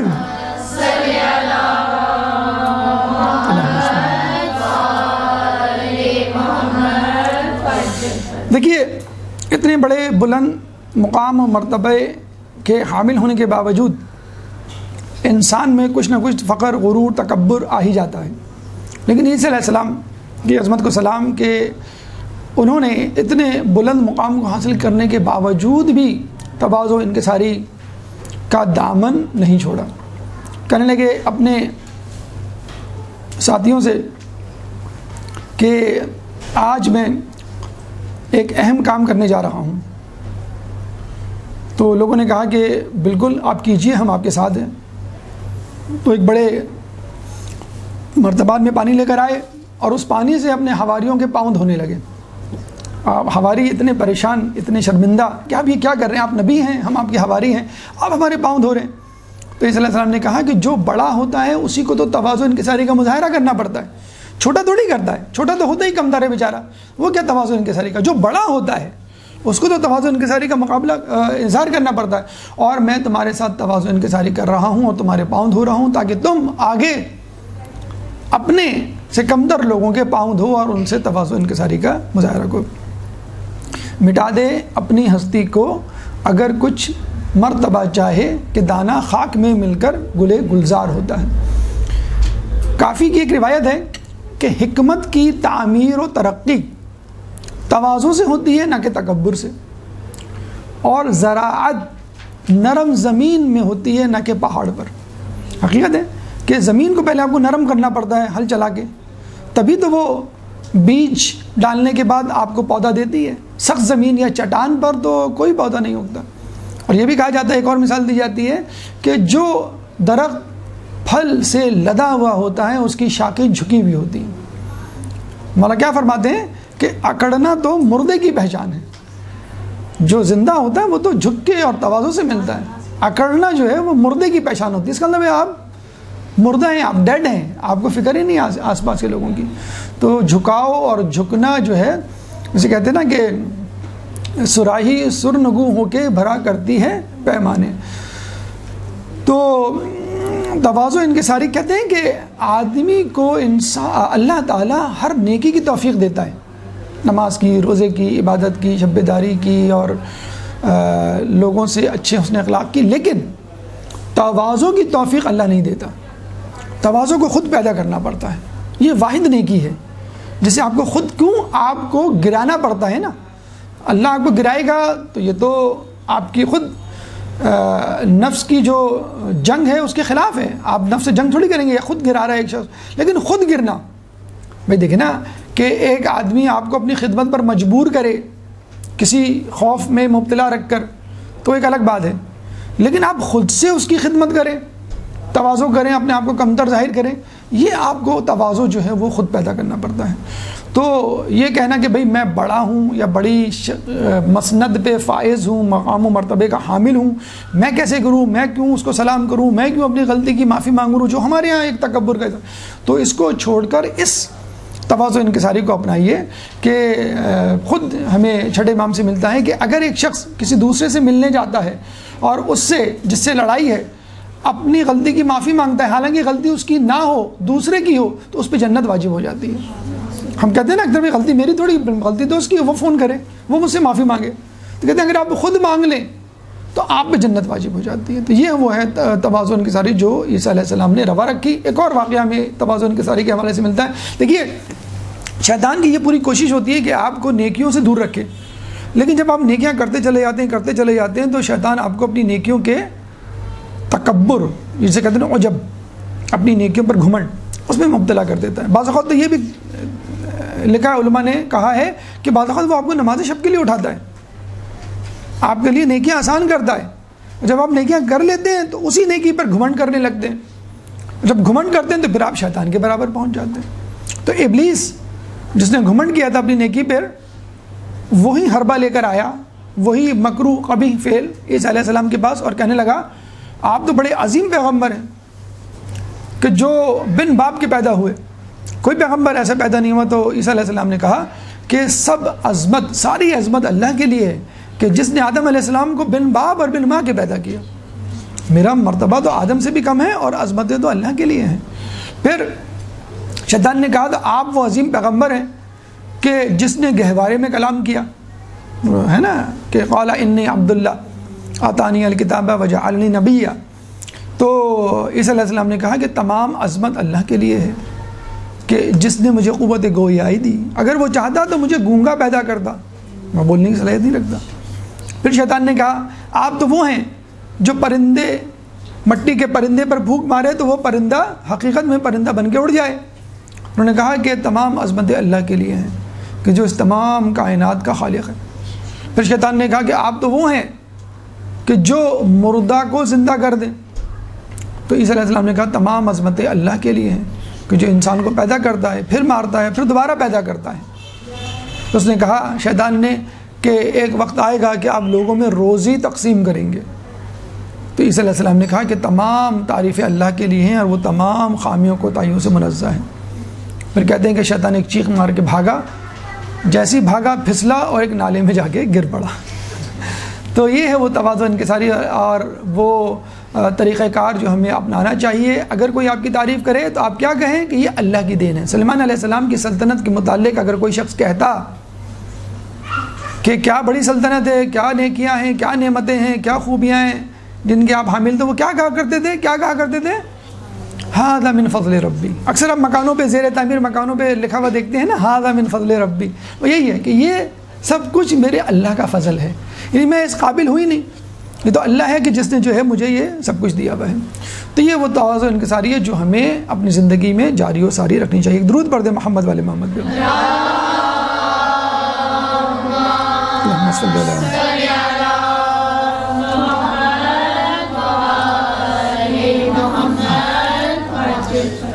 اچھا، اس حوالے سے ہمیں ایک واقعہ ملتا ہے امر بالمعروف و نہی عن المنکر. جیسے ہم نے کہا کہ انسان جو ہے بعض اوقات اپنی زندگی میں گمراہی کا شکار ہو جاتا ہے تو کیا طریقہ کار ہو. جیسے ہم نے کہا غفلت کا شکار ہو جاتا ہے، حب دنیا کا شکار ہو جاتا ہے. اور وہ شخص جس کو زندہ کیا تھا اس نے کیا کہا تھا کہ میں بھی ان میں سے تھا، گناہ نہیں کرتا تھا لیکن ان کو منع نہیں کرتا تھا. امر بالمعروف و نہی عن المنکر. تو ایک بہت بڑا جسے کہتے ہیں آج کل کی دنیا میں دیکھا جائے جو موٹیویشن ہوتی ہے کہ بھئی کوڑا نہ پھیلائیں، صفائی کریں، بجلی کم استعمال کریں، پانی نہ زیادہ ضائع کریں. یہ جو ٹی وی پہ اور دیگر ویب سائٹس پہ اخباروں میں اشتہارات چلتے ہیں، یہ بھی امر بالمعروف و نہی عن المنکر کا ایک انداز ہے. تو اس شخص کو جو عذاب ہوا عمل بالمعروف و نہی عن المنکر کے نہ کرنے کی وجہ سے. لیکن اس میں بہت سی حکمتیں ہیں جو ملحوظ خاطر ہونی چاہیے. انشاءاللہ اس پہ پورا ایک درس کا عنوان بن سکتا ہے اور اس پہ گفتگو سیر حاصل ہو سکتی ہے. یہاں بس ایک واقعہ سیرت عیسیٰ علیہ السلام کے حوالے سے جس سے آپ کو اندازہ ہوگا کہ ہمیں امر بالمعروف و نہی عن المنکر کرتے ہوئے کن چیزوں کا خیال رکھنا چاہیے. بہت ایک اہم پوائنٹ، ایک نقطہ جو ضروری ہے جاننا ہر کسی کے لیے جو یہ کام کرتا ہے. عیسیٰ علیہ السلام نے اپنے 2 حواریوں کو شہر ملک انطاکیہ بھیجا کہ وہاں کے بادشاہ کو جا کے تبلیغ کریں. یہ دونوں گئے. اب یہ دونوں جاتے ہی بادشاہ کے سامنے جسے کہتے ہیں کہ پھٹ پڑے کہ تم مشرک ہو اور تم جو ہے وہ ایک عظیم گناہ کے مرتکب ہوئے ہو، جلد سے جلد اپنی توبہ کر لو ورنہ اللہ تعالیٰ تمہیں عذاب دے گا. اور اپنے تمام وزراء کو اور عوام کو جو ہے وہ شرک کرنے سے منع کرو. تو بادشاہ نے جب سنا تو بڑا غصہ ہوا کہ بھئی یہ کون ہے جو مجھے سکھا رہے ہیں کہ کیا کرنا چاہیے کیا نہیں کرنا چاہیے. اس نے ان دونوں کو زندان میں ڈال دیا. تو جب عیسیٰ علیہ السلام کو پتہ چلا تو اپنے جانشین شمعون کو ان کے پاس بھیجا کہ تم جا کے حکمت سے ان کو چھڑا کے لاؤ اور بادشاہ کو تبلیغ کرو. اب یہ گئے، ان کا انداز دیکھیے اب کہ انہوں نے کس طرح سے تبلیغ کی. جب شہر کے دربان کے پاس پہنچے تو کہنے لگے میں ایک مسافر ہوں، آپ لوگوں کے ملک، آپ لوگوں کے بادشاہ اور آپ لوگوں کے مذہب کے چرچے سن کر یہاں آیا ہوں اور مجھے آپ کا مذہب بڑا پسند ہے اور میں چاہتا ہوں آپ کے شہر میں، آپ کے عبادت گاہوں میں اس عظیم مذہب کی اس عظیم مذہب کے لیے اپنے آپ کو وقف کروں اور اس خدا کی عبادت کروں جس کی آپ کرتے ہیں. وہ بڑے خوش ہوئے، بادشاہ کے پاس لے گئے. بادشاہ نے کہا تو بڑی اچھی بات ہے، کوئی غیر ملکی ایک مسافر آیا ہے اور ہمارے مذہب کی تعریف کر رہا ہے اور پھر ہمارے مذہب کو اپنے ملک میں جا کے پھیلائے گا. تو اس نے بادشاہ کو یہی کہا کہ میں آپ کے خدا کی عبادت کرنا چاہتا ہوں، مجھے بڑا پسند ہے، میں نے بڑے چرچے سنے ہیں. تو بادشاہ ان کو اپنے ساتھ لے جانے لگا شمعون کو، اور وہ ان کے ساتھ بظاہر جسے کہتے ہیں تقیہ کرنے لگے ہوئے اور اس میں وہ عبادت کرنے لگے بظاہر. جب انہوں نے بادشاہ کو جسے کہتے ہیں کہ شیشے میں اتار لیا تو پھر بادشاہ سے کہا کہ میں نے سنا ہے کہ 2 افراد یہاں پہ زندان میں ہیں تو میں ان سے ملنا چاہتا ہوں. انہوں نے کہا ہاں چلو، وہ ہمارے مذہب کے نہیں ہیں. تو اس نے کہا ٹھیک ہے، اگر مذہب کے نہیں ہیں تو ہم ان کو اپنے مذہب کی طرف لے آئیں گے. اب یہ شمعون گئے بادشاہ کے ساتھ ان دونوں قیدیوں کے پاس جو کہ اصل میں عیسیٰ کے حواری تھے اور اس کے بھی دوست تھے. اسے پوچھا بھائی تم کس مذہب پہ ہو اور تمہارے مذہب کی کیا خصوصیات ہیں، اور اشارہ بھی کر دیا. پہچان تو گئے تھے وہ شمعون کو. شمعون نے اشارہ کر دیا کہ بھئی تم خاموش رہنا، جیسے میں کہوں ویسے میری ہاں میں ہاں ملانا. انہوں نے کہا بھئی تمہارے مذہب کی کیا خصوصیات ہیں اور کس بنا پہ تم کہتے ہو کہ ہمارا مذہب حق ہے. انہوں نے کہا کہ بھئی ہمارے مذہب کے چند معجزات ہیں جس کی بنا پر ہم سمجھتے ہیں کہ یہ ہمارا مذہب حق ہے. کہہ لیں گے تم کیا کر سکتے ہو؟ کہہ لیں گے ہم جو ہے نابینا کو بینا بنا سکتے ہیں. تو شمعون نے کہا کہ یہ تو میں بھی کر سکتا ہوں. عیسیٰ علیہ السلام کے وہ بھی ہماری یہ بھی ہماری، تو جو عیسیٰ علیہ السلام میں صلاحیت وہ ان میں صلاحیت بوسیلہ عیسیٰ. تو نابینا کو لایا گیا، ان دونوں نے اس کو بینا کر دیا. شمعون نے کہا ایک اور نابینا کو لاؤ، انہوں نے نابینا کو بینا کر دیا. کہہ لیں گے دیکھو ہم بھی تو کر سکتے ہیں، تو ہمارا مذہب اور تمہارا مذہب جو ہے وہ کیسے جسے کہتے ہیں کہ برابر ہو گیا، یا تم کیسے فوقیت دے سکتے ہو کہ تمہارا مذہب سچ ہے. انہوں نے کہا اور کچھ، کہ ہم اپاہج کو صحیح سالم کر سکتے ہیں. انہوں نے کہا بلاؤ، کہ لنگڑے کو بلایا، انہوں نے ہاتھ پھیرا اس کی ٹانگ پہ تو اس کی ٹانگ آ گئی اور وہ چلنے لگا. انہوں نے ایک اور کو بلایا، ایک اور لنگڑے کو، اپاہج کو، تو شمعون نے بھی ایسے ہی کیا اور وہ چلنے لگا۔ اس طرح کرتے کرتے بات یہاں تک پہنچی کہ شمون نے کہا کہ تم اور کیا کر سکتے ہو؟ تو انہوں نے کہا کہ ہم دونوں یعنی ہم لوگ ہمارے مذہب کے مطابق ہم مردے کو زندہ کر سکتے ہیں۔ تو شمون نے کہا یہ نہیں کر سکتا میں، یہ تو بہت بڑا کام ہے، نابینا کو بینا، مبروس کو صحیح اور اپاہج کو سالم، لیکن یہ جو ہے نا مردے کو زندہ، یہ میرے بس میں نہیں ہے۔ تو بادشاہ سے کہا یہ تو واقعی میں نہیں کر سکتا۔ پھر اس نے کہا شمون نے بادشاہ سے کہا یہ تو حقیقت میں نہیں کر پائے گا، ہم اس کو چیلنج کرتے ہیں کہ اگر اس نے یہ کر دیا تو ہم اس کے مذہب کو اختیار کر لیں گے، اور سب سے پہلے ہم اس کو کہیں گے کہ تمہارے بیٹے کو زندہ کریں۔ وہ 1 ہفتے پہلے اس کا انتقال ہوا تھا بادشاہ کے بیٹے کا، بادشاہ خوش ہو گیا، اس کا اکلوتا بیٹا تھا، اگر بیٹا زندہ ہو گیا تو میں ساری سلطنت اس کو دے دوں گا، ولیعہد بن جائے گا، میری سلطنت میرے پاس رہے گی، میرے خاندان میں رہے گی۔ تو شمون نے کہا کہ ہاں ہم یہ نہیں کر سکتے، اگر تم نے یہ کر دیا اور بادشاہ کے بیٹے کو زندہ کر دیا تو پھر ہم سب تمہارے مذہب پہ آ جائیں گے۔ 100% یقین تھا بادشاہ کو کہ ایسا نہیں ہو سکتا، اور شمون نے یہ تسلی بھی دے دی اگر ہو بھی گیا تو اس میں کیا قباحت، تمہارا بیٹا زندہ ہو جائے گا، بیٹے کی محبت میں آدمی سب کچھ کر گزرتا ہے۔ تو اس نے کہا کہ ٹھیک ہے تم کرو۔ انہوں نے دعا کی، اور دعا کرنے کے بعد کہا کہ جاؤ قبرستان میں اس کی قبر کے پاس۔ ابھی سب گئے اس کی قبر کے پاس، تو ان کا بیٹا بیٹھا ہوا تھا قبر سے اٹھ کر، اور ساری دھول مٹی اس پہ لگی ہوئی تھی۔ اس کو لے کر آیا، اس کو غسل دیا، کپڑے وپڑے پہنائے، اور بالکل صحیح سالم جس طرح عام زندگی میں جس عمر میں جس حالات میں جن حالات میں وہ گیا تھا انہی حالات میں واپس آ گیا۔ تو بادشاہ بہت خوش ہوا۔ تو شمون نے کہا اب اس میں کیا حرج ہے، ہم ان کا مذہب قبول کر لیں، اگر ہمارے اندر یہ طاقت آ جاتی ہے تو یہ تو بڑا مضبوط مذہب ہوا۔ تو کہتے ہیں کہ پھر بادشاہ سمیت پوری عوام جو ہے وہ مذہب عیسیٰ پر آ گئی۔ تو دیکھیں یہ ہے حکمت عملی۔ تو ہم بھی اکثر یہ کرتے ہیں نوجوان نسل کے ساتھ یا بچوں کے ساتھ کہ جب بھی وہ کوئی کام کر رہے ہوتے ہیں ان کو ڈانٹ رہے ہوتے ہیں، اور ان کو جو ہے سزا دینے پہ تل آتے ہیں فوراً، کہ جیسے وہ نماز نہیں پڑھ رہے یا نماز میں تاخیر کر رہے ہیں یا ٹی وی دیکھ رہے ہیں یا کچھ کر رہے ہیں، ان کی گیمز میں جس ایکٹیویٹی میں وہ انوالو ہیں آپ بھی انوالو ہو جائیں۔ انہوں نے کہا بیٹے کیا کرو، چلو میں بھی کرتی ہوں یا میں بھی تمہارے ساتھ کھیلتا ہوں۔ پھر 5 منٹ بعد 10 منٹ بعد کہیں بھائی چلو نماز کا وقت ہو گیا، بھائی چلو آج ہوم ورک کا وقت ہو گیا، بھائی چلو بھائی اب سونے کا وقت ہو گیا۔ اکثر بچوں کو ہم ڈانٹ کے سلا رہے ہوتے ہیں اور وہ سو نہیں رہے ہوتے، ارد گرد منڈلا رہے ہوتے ہیں۔ تو 5-10 منٹ کی کہانی یہی جو میں نے سنائی ہے یہی سنا دیں آپ اس کو۔ کتنے واقعہ سنائے ماشاء اللہ آج، تو یہ واقعہ آپ ان کو سنا دیں، آپ دیکھیے گا 5 منٹ کے اندر ان کو جو ہے وہ نیند آ جائے گی۔ تو بچوں کی خواہش کو پورا کرنا اور اس خواہش کے بدلے اپنی کنڈیشن یا اپنی شرائط بنوانا بہت آسان کام ہے، بہت اچھا طریقہ ہے نعم البدل جسے کہتے ہیں، کہ بچوں کو راہ راست پہ لانے کا بھی اور ان کو باغی ہونے سے بچانے کے لیے۔ تو یہ وہ حکمت کی تبلیغ کی جس کی وجہ سے شمعون کی ذہانت کی وجہ سے بادشاہ اور اس کی رعایا جو ہے مسلمان ہو گئے۔ درود پڑھ دے محمد والے محمد میں۔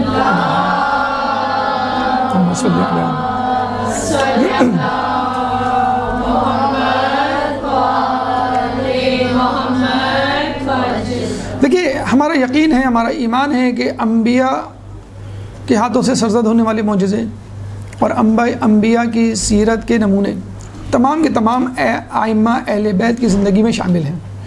تو کوئی ایسی بات نہیں، کوئی ایسا معجزہ نہیں، کوئی ایسی نیکی، کوئی ایسی صفت نہیں جو انبیاء میں پائی جاتی ہو اور ہمارے ائمہ میں نہ پائی جاتی ہو، بلکہ بدرجہ اولا پائی جاتی ہے، کیونکہ ہمارے ائمہ انبیاء سے افضل۔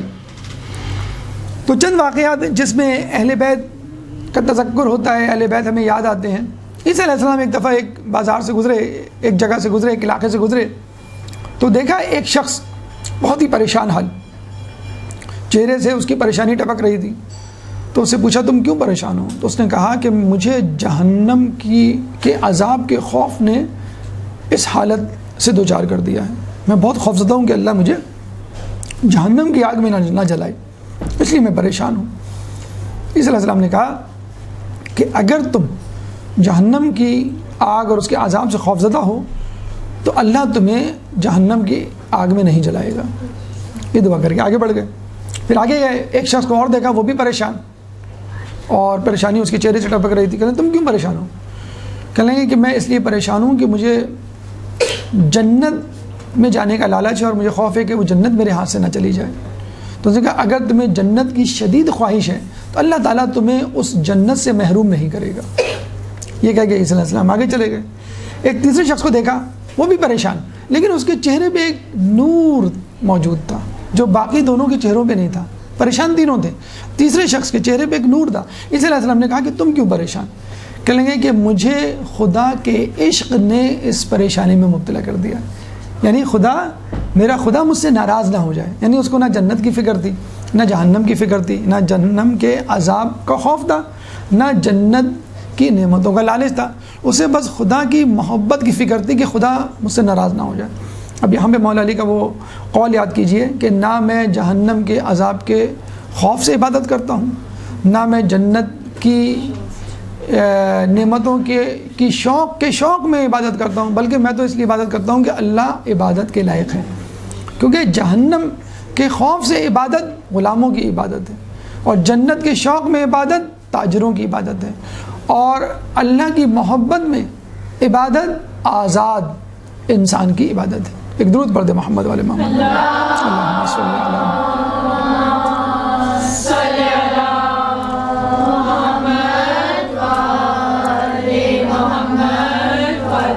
ایک دفعہ عیسیٰ علیہ السلام اپنے حواریوں کے ساتھ مسافرت میں تھے کہ کربلا کے میدان سے گزرے. کہتے ہیں کہ ان کو نہیں معلوم تھا کہ کون سی جگہ ہے، کیا ہے. ایک شیر ان کے سامنے آ گیا اور آ کے کھڑا ہو گیا. انہوں نے باجازت خداوندی اس شیر سے کلام کیا اور یہ کہا کہ تم نے ہمارا راستہ کیوں روکا ہوا ہے، ہمیں جانے دو. تو شیر نے کہا کہ میں اس وقت تک آپ کو یہاں سے نہیں جانے دوں گا جب تک آپ حسین کے قاتل یزید پر لعنت نہیں بھیجیں گے. تو عیسیٰ علیہ السلام نے اپنے حواریوں کے ساتھ امام حسین کے قاتل یزید پہ لعنت بھیجی، پھر جا کے شیر نے ان کو راستہ دیا. یعنی معرفت حسین، معرفت کربلا انبیاء کو بھی تھی، اور کوئی بھی نبی معرفت کربلا اور معرفت حسین کے بغیر اس دنیا سے نہیں گیا. اور یہاں سے یہ بات بھی ثابت ہوتی ہے کہ جہاں پہ مودت، جہاں پہ محبت، اور جہاں پہ ولایت، اور جہاں پر نسبت اہم ہے، وہاں پہ براعت اور ایسے لوگوں سے کنارہ کشی اختیار کرنا کہ جو دشمنان اہل بیت میں شمار ہوتے ہیں. یعنی تولا اور تبرہ دونوں ضروری ہیں، اور خود لا الہ الا اللہ تولا اور تبرے کا مجموعہ ہے. بلکہ دیکھا جائے تو تبرے سے شروع ہوتا ہے. لا الہ کوئی خدا نہیں، براعت کا اظہار، تمام خداؤں سے کنارہ کشی، اور پھر الا اللہ سوائے اللہ کے. یہ ہے تولا، یعنی اللہ کی ولایت میں اور اللہ کی توحید میں داخل ہونا. پہلے خداؤں کا انکار اور پھر ایک اللہ کا اقرار. امام شیشم فرماتے ہیں کہ کلمہ طیبہ، کلمہ توحید وہ کلمہ ہے کہ جس کی ابتدا کفر سے ہوتی ہے اور جس کی انتہا ایمان پر ہوتی ہے. یعنی پہلے آپ نے کہا کوئی خدا نہیں، پھر کہا سوائے اللہ کے، تمام خداؤں کا انکار، اور اس کے بعد ایک اللہ کا اقرار. ایک درود پڑھ دے محمد والے محمد. اللہم صلی علی محمد.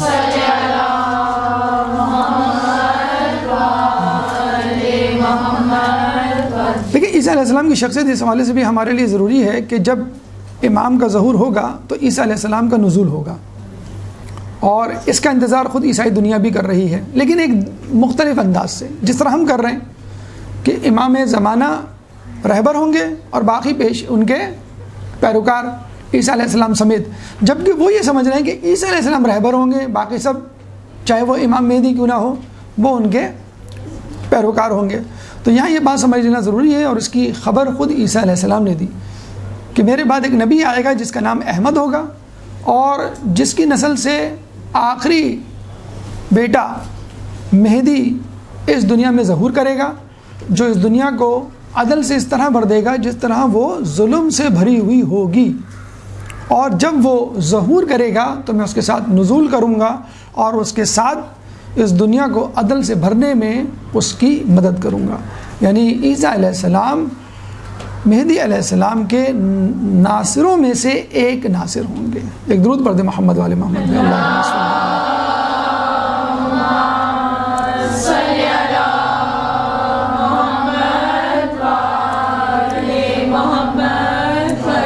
عیسیٰ علیہ السلام اپنے آخری ایام میں اپنی ماں بی بی مریم کو بہت یاد کیا کرتے تھے، اور ان کی موت کچھ اس طرح واقع ہوئی کہ دمشق کے ایک علاقے میں جب وہ حالت نماز، حالت سجدہ میں تھی، تو اس نے اتنی طوالت اختیار کی کہ اس دوران ان کی روح پرواز کر گئی.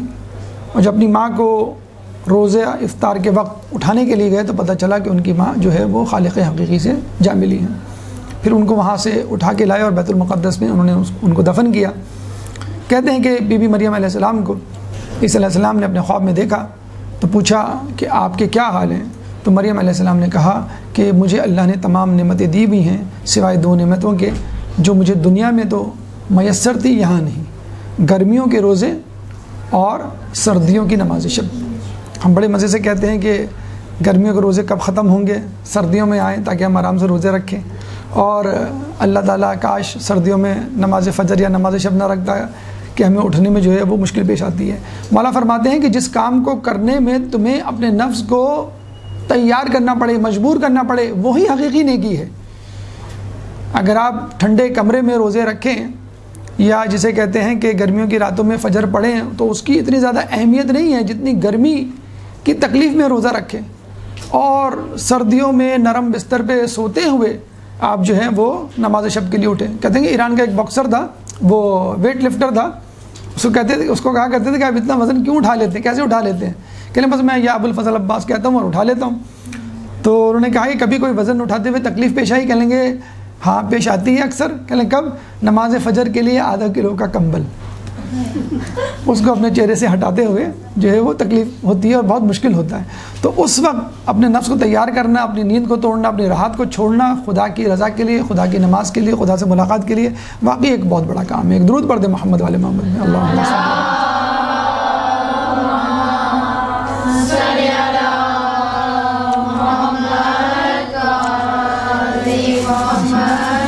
کہتے ہیں کہ عیسیٰ علیہ السلام کے جب پیروکاروں میں بہت زیادہ اضافہ ہونے لگا اور لوگ جوک در جوک ان کے مذہب میں داخل ہونے لگے تو اس زمانے میں روم کے بادشاہ کے کان کچھ یہودیوں نے بھرے کہ یہ شخص بڑا مشہور ہوتا جا رہا ہے، اس کے پیروکاروں میں اضافہ ہوتا جا رہا ہے، ان قریب یہ تمہاری جگہ لے لے گا اور بغاوت کر دے گا، چنانچہ اس کو قتل کر دو۔ تو روم کے بادشاہ نے کچھ سپاہیوں کو بھیجا کہ وہ عیسیٰ علیہ السلام ان کے حواریوں کو پکڑ کے لائیں۔ عیسیٰ علیہ السلام اپنے 12 حواریوں کے ساتھ جاتے ہیں کسی مقام پر ایک گھر میں، اور وہاں یہ اعلان کرتے ہیں کہ آج شب میں پرواز کر جاؤں گا اور تمہیں میرے دین پر چلنا ہے اور اس کو پھیلانا ہے، اور پھر یہ بھی اعلان کر دیتے ہیں کہ میرے بعد 8 افراد منحرف ہو جائیں گے، 4 افراد میرے دین پر رہیں گے، اور یہ وہ لوگ ہوں گے جو میرے بنائے ہوئے جانشین شمعون کو اپنا ولی اور اپنا حاکم تسلیم کریں گے۔ اور ایک شخص کے بارے میں کہا کہ یہ کافر ہو جائے گا، اور کہتے ہیں کہ یہودا سخرایوتی ان کا ایک حواری تھا جو بعد میں چند ٹکڑے چاندی کے عوض بک گیا تھا، اور اس نے عیسیٰ علیہ السلام کی زندگی کا سودا کر ڈالا تھا۔ اور کہتے ہیں کہ وہ مکان سے باہر نکلا چپکے سے، اور بادشاہ کی سپاہیوں کو جو آس پاس موجود تھے یہ کہا کہ عیسیٰ علیہ السلام اندر اس گھر میں موجود ہیں۔ کہتے ہیں کہ جیسے اس نے یہ جملہ کہا اللہ تعالیٰ نے اس شخص یہودا سخرایوتی، ایک جگہ اس کا نام سرجس بھی لکھا ہوا ہے، بہرحال اس کا چہرہ اللہ تعالیٰ نے عیسیٰ علیہ السلام جیسا بنا دیا اسی وقت۔ تو بادشاہ کے سپاہی نے کہا کہ تم تو خود عیسیٰ ہو اور تم کہہ رہے ہو کہ عیسیٰ اندر موجود ہے۔ اس نے کہا کہ تم اندر جا کے خود دیکھ سکتے ہو۔ تو بادشاہ کے سپاہی اس کو پکڑ کے اندر لے گئے تو پتہ چلا کہ وہاں عیسیٰ علیہ السلام ہے ہی نہیں۔ تو اس نے کہا بس تم ہی عیسیٰ علیہ السلام ہو، اور اس کو جو ہے وہ صلیب دے دی۔ تو آج تک عیسائی یہی سمجھتے ہیں کہ عیسیٰ علیہ السلام حقیقی طور پہ مصلوب ہو گئے تھے، یعنی ان کو صلیب پہ سولی پہ چڑھا دیا گیا تھا، جبکہ ہمارے نزدیک عیسیٰ علیہ السلام آسمان پر چلے گئے تھے، اور وہ صاحب امام زمانہ کے ظہور کے وقت نزول کریں گے اور ان کے ساتھ ان کے جانثاروں میں شامل ہوں گے۔ اور اس شخص کی جسے کہتے ہیں بے وفائی اور گمراہی کی وجہ سے لوگوں کو مشکلات کا سامنا کرنا پڑا، اور یہ ایک اہم نصیحت جو عیسیٰ علیہ السلام کر کے گئے تھے کہ وہ لوگ اصل دین پر قائم رہیں گے جو میرے بنائے ہوئے جانشین کو اپنا رہبر و رہنما تصور کریں گے اور اس کی پیروی کریں گے۔ یہی بات خود رسول اللہ نے غدیر قم میں کی تھی کہ من کنت مولا فہذا علی مولا۔ تو جب رسول اللہ کے جانے کے بعد جن جن لوگوں نے علی کی ولایت کو قبول کیا بس وہی راہ راست پہ رہے، باقی تمام لوگ گمراہ ہو گئے۔ اللہ تعالیٰ سے دعا ہے کہ ہمیں عیسیٰ علیہ السلام کی سیرت پر عمل کرنے کی توفیق عطا فرما، جو کچھ پڑھا سنا اس پہ عمل کرنے کی توفیق عطا فرما، ہماری اس آخر سی عبادت کو اپنی بارگاہ میں قبول فرما، ہماری زندگی میں زہد و تقوی کا رنگ بھر دے، تعلیمات اہل بیت پر عمل کرنے کی توفیق عطا فرما، قیامت کے دن ان کی شفاعت سے بہرہ مند فرما۔ ربنا تقبل منا انك انت السميع العليم وتب علينا انك انت التواب الرحيم برحمتك يا ارحم الراحمين وصلى الله على محمد وآله الطاهرين.